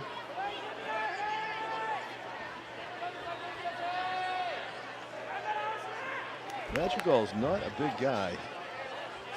No. Major league prospect, however. No, but he reminds me of Eckstein, doesn't he, David Eckstein? Yeah, there's one guy you could bring up. I interviewed David Eckstein way back when he was a Lowell spinner. Remember, he was property of the Red Sox at one point. Wow. Madrigal listed at 5'7", 161 from Elk Grove, California. Hits are even at 5 in a 3-1 game. One of 2 players from Oregon State on the roster. The other is Caden Grenier. And they are the double plate combo in the middle right now for Team USA. Madrigal's playing second and Grenier's at short. The 0-1 pitch is on the way from Aoshi. Line drive caught, and it's going to be a double play for Japan. It is. That ends the inning. So fortunately for Team Japan, unfortunately for Team USA, as once again Madrigal stings one, but it finds a Team Japan glove. We go to the top of the 9th. 3-1, Team USA looking to preserve the victory. And it is expected to be Bryce Tucker back out on the mound for Team USA to try to close this thing out. Up 2. Welcome everybody, Holman Stadium before the game, USA versus Japan, the collegiate national teams. Very pleased to be with the manager of Team USA, John Savage of UCLA.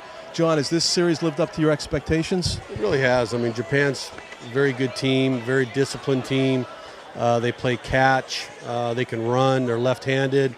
They got extremely good arms, so it's been tough. I think 4 games, 3 of them have gone extra innings, so there have been hard-fought games, and really it could be 3-1 or 4-0, but, you know, fortunately it's 2-2, and we're playing Game 5 tonight. It's interesting when you said they play catch. Sounds like a reference to good fundamentals. Is that what you mean? Yeah, that's what I mean. I mean, they're fundamentally sound. You know, they take care of the baseball very well. They play catch is the best way to describe it. Their infielders can move. They got good range. Their outfielders can move, and they're a tough team. And we've played very competitive ball games against them, and we're looking for Game 5 to be the same way. We're very thrilled to have you guys playing here in Nashua at Holman Stadium. Kind of a quirky outfield, would you say? Oh, it's a beautiful ballpark. I mean, I've never been here, and you know, we held a clinic earlier today for the kids of this city, and it's been a lot of fun, you know. So it's great to be here. How about managing this collection of the best of the best? I've seen a collection of Division I players. What's it been like for you? Well, it's the best of college baseball, really. A lot of the sophomores that are draft eligible for next year's draft, and then we got a couple freshmen with Delatry, the pitcher from North Carolina, and Shoemake, the infielder from Texas A&M, and I think everybody else is sophomores. So we got a bunch of future major leaguers, and fans need to come out and watch these guys because they, you know, are the next breed of players coming into professional baseball that are coming from, you know, some high-profile college programs, and then either, you know, from some smaller programs. So it's a collection. Baseball players come from everywhere, you know, and it's kind of a neat. I'm very honored and privileged to be the manager of the club. What can you tell us about the starting pitcher we will see tonight? Holton has a really good changeup. He's 88 to 90. He's a very athletic guy. He threw 119 innings for Florida State this past season, and he pitched in Omaha and is a very good athlete. He also played the outfield and hit for them. So you're talking about a very competitive athlete who had an extremely good year, and you know, he came and joined us from Omaha after they were eliminated, and has pitched extremely well for us since he's got here. Talking about Tyler Holton from Florida State. Yep. Yeah, we'll be thrilled to watch him pitch tonight as well. Good luck to you, and thank you for joining us. Welcome to Nashua. Great, thanks for having me. I really appreciate it. Thank you very much. Thanks again to John Savage, the manager of Team USA, for that interview before the game. And we were talking about the starting pitcher who did such a great job beginning this game for Team USA in Tyler Holton. Although Tyler will not be in line for the victory if Team USA hangs on here. It is going to be Patrick Raby standing in line to get the win, and right now Team USA going to their closer here in the 9th inning. Strike 3. Number 26 for Team USA is Dallas Woolfolk. Woolfolk is from South Haven, Mississippi, and pitches for Ole Miss. University of Mississippi, 6'2", 225 pounds, and he's throwing some gas right here in the 9th inning as he strikes out the first batter he faces. That was Kairi Shimada, who struck out swinging. Here you see the score.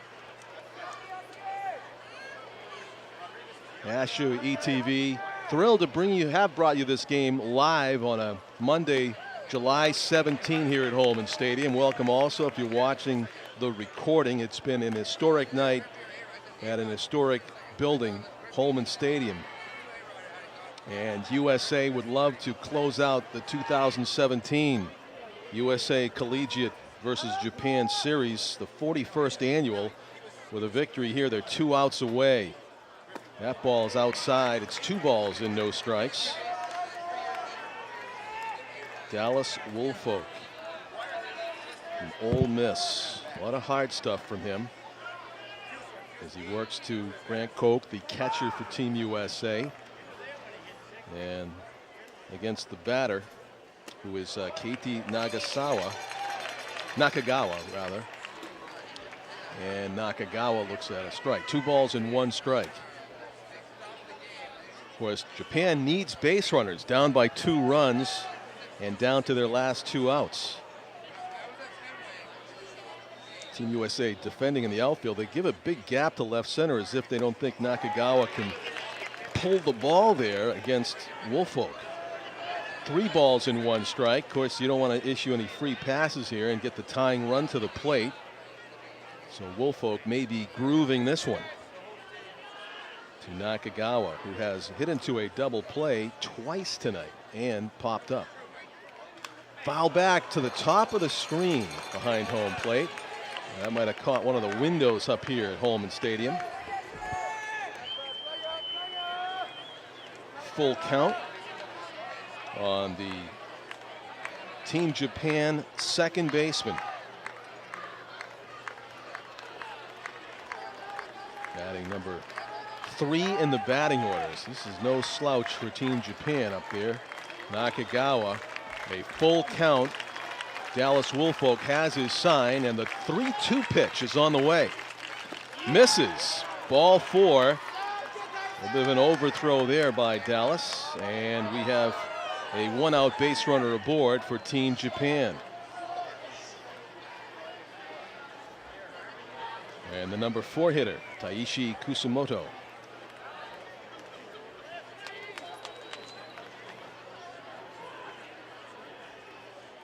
Kusumoto is 1 for 3. He reached on a error by the second baseman in the first inning that allowed the only run of the game for Team Japan to come home from second base.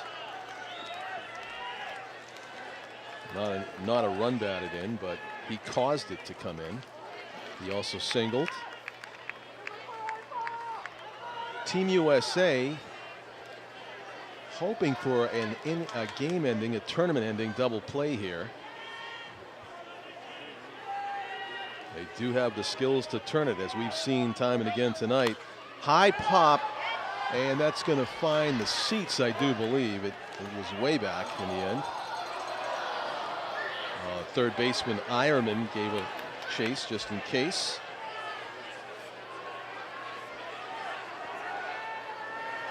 And it's 0-1 the count on Taishi Kusumoto, who entered the game batting .357 in this tournament. 5 for 14 with a triple and a double.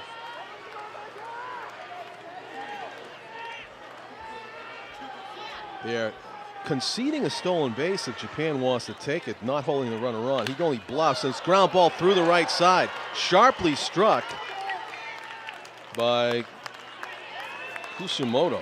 And now the Team Japan has the potential tying runs on base with 1 out.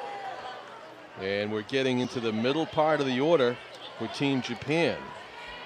It's Tatsumi, and then if he gets on, Iwami is on deck, the power-hitting first baseman. Conference on the mound for Team USA. The infield was playing back right there, but second baseman Madrigal, I don't think he expected Kusumoto to pull the ball quite as sharply as he just did.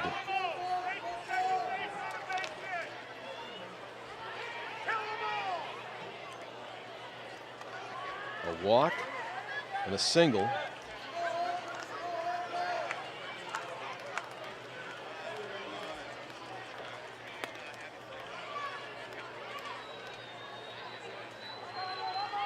And Team USA setting up their defense to deal with number 3.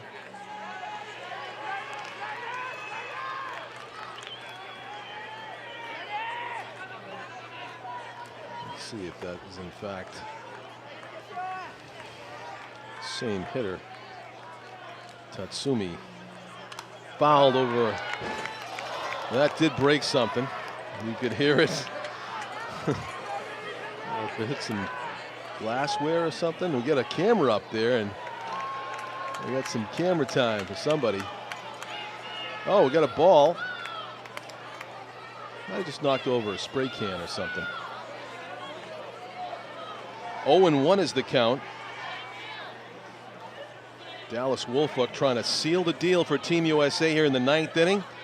It's blocked in the dirt, and it's 1 ball and 1 strike.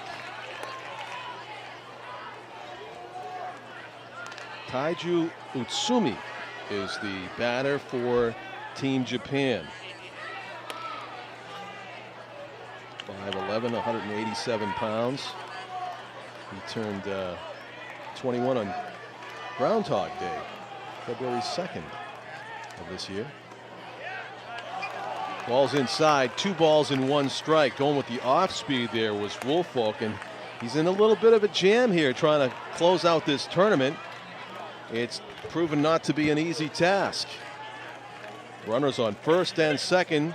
The go-ahead run represented at the plate by Utsumi. Dallas Woolfolk has his sign, and the pitch. Ground ball, diving stop by the first baseman. He's going to flip to the pitcher covering, and he gets the batter. What a play by Andrew Vaughn.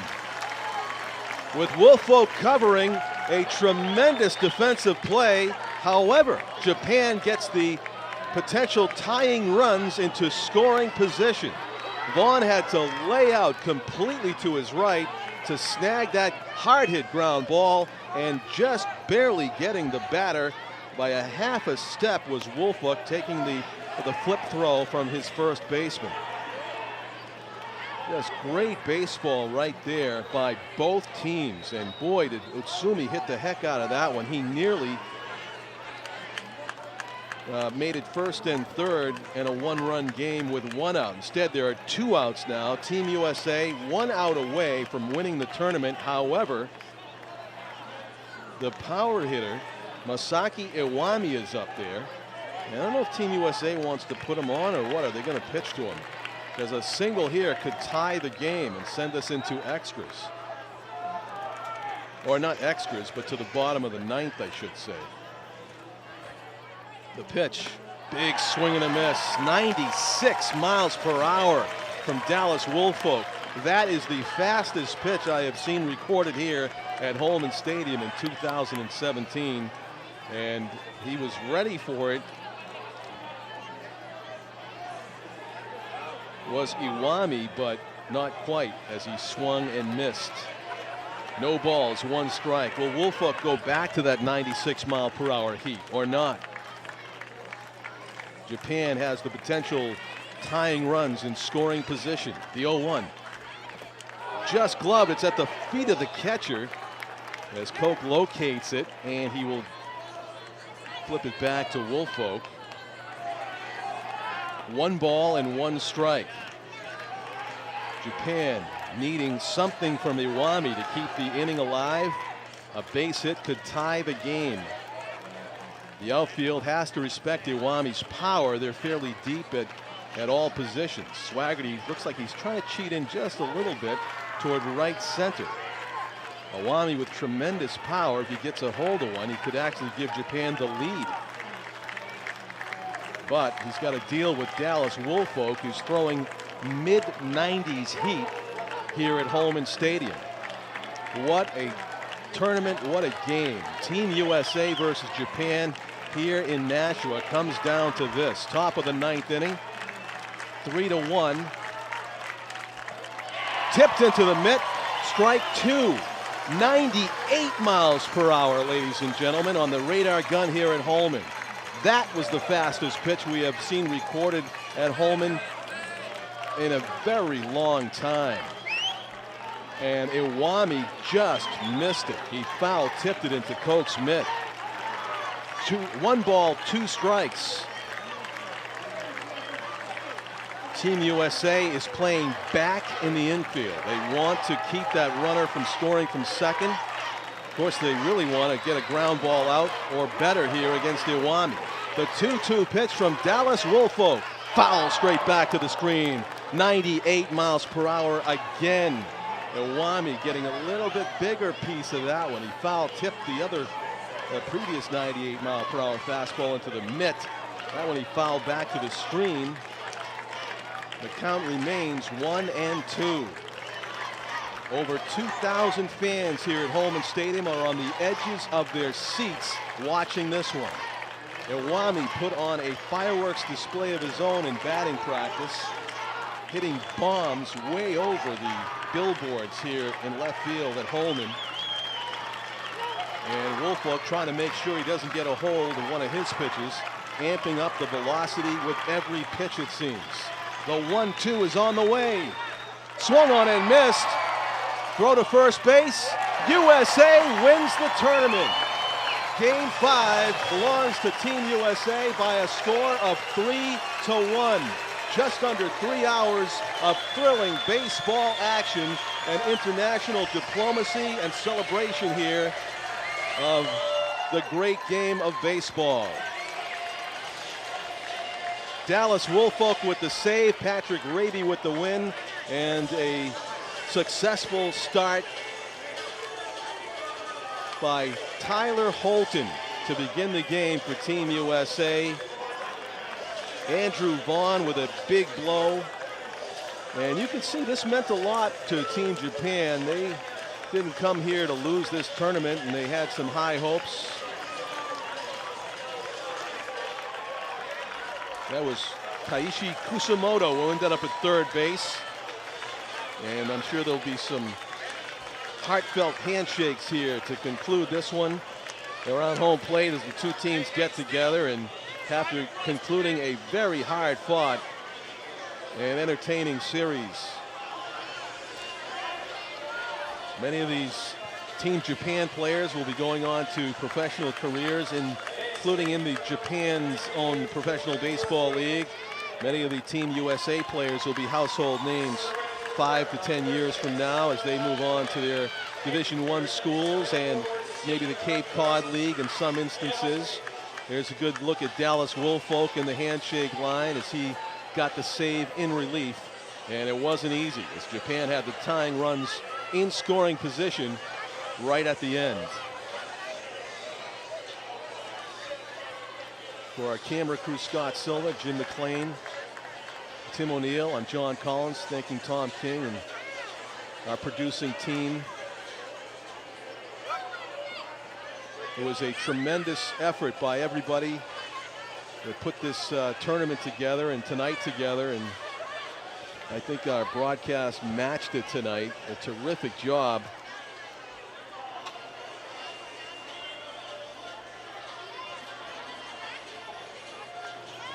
See, Team Japan really wanted to play some more extra innings baseball. You know, as early as they got here today, and that was 6 hours ago, they wanted to keep going, but somehow Team USA found a way to win. We're looking forward to more Silver Knights action in this 2017 summer season. Thank you for watching. I'll say good night, everybody, from Holman.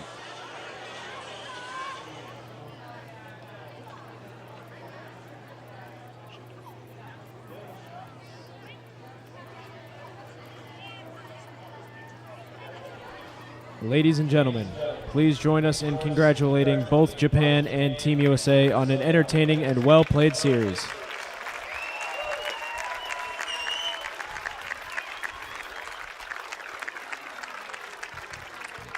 At this time, we'd like to welcome Eric Campbell to the field to highlight some of the outstanding individual performances from the 41st USA versus Japan Collegiate All-Star Series.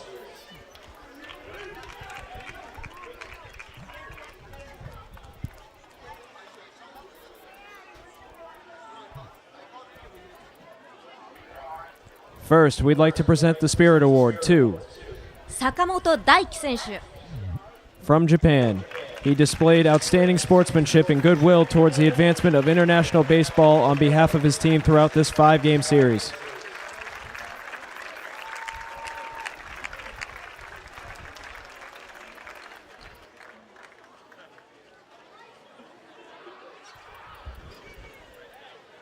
The series batting champion is 楠本大志選手 from Japan.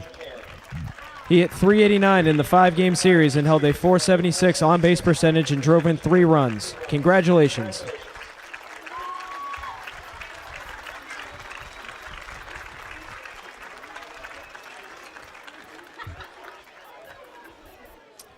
The pitcher of the series goes to 東克樹選手 from Japan. He has thrown 11 scoreless innings in 2 starts with 18 strikeouts and just 3 walks. Congratulations.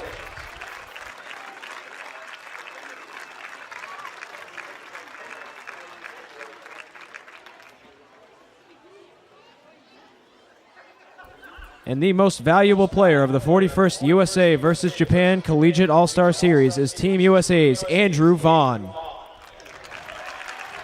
Vaughn hit .333 during the 5-game series with 2 doubles and 2 RBIs, including driving in tonight's go-ahead run to give Team USA the series victory.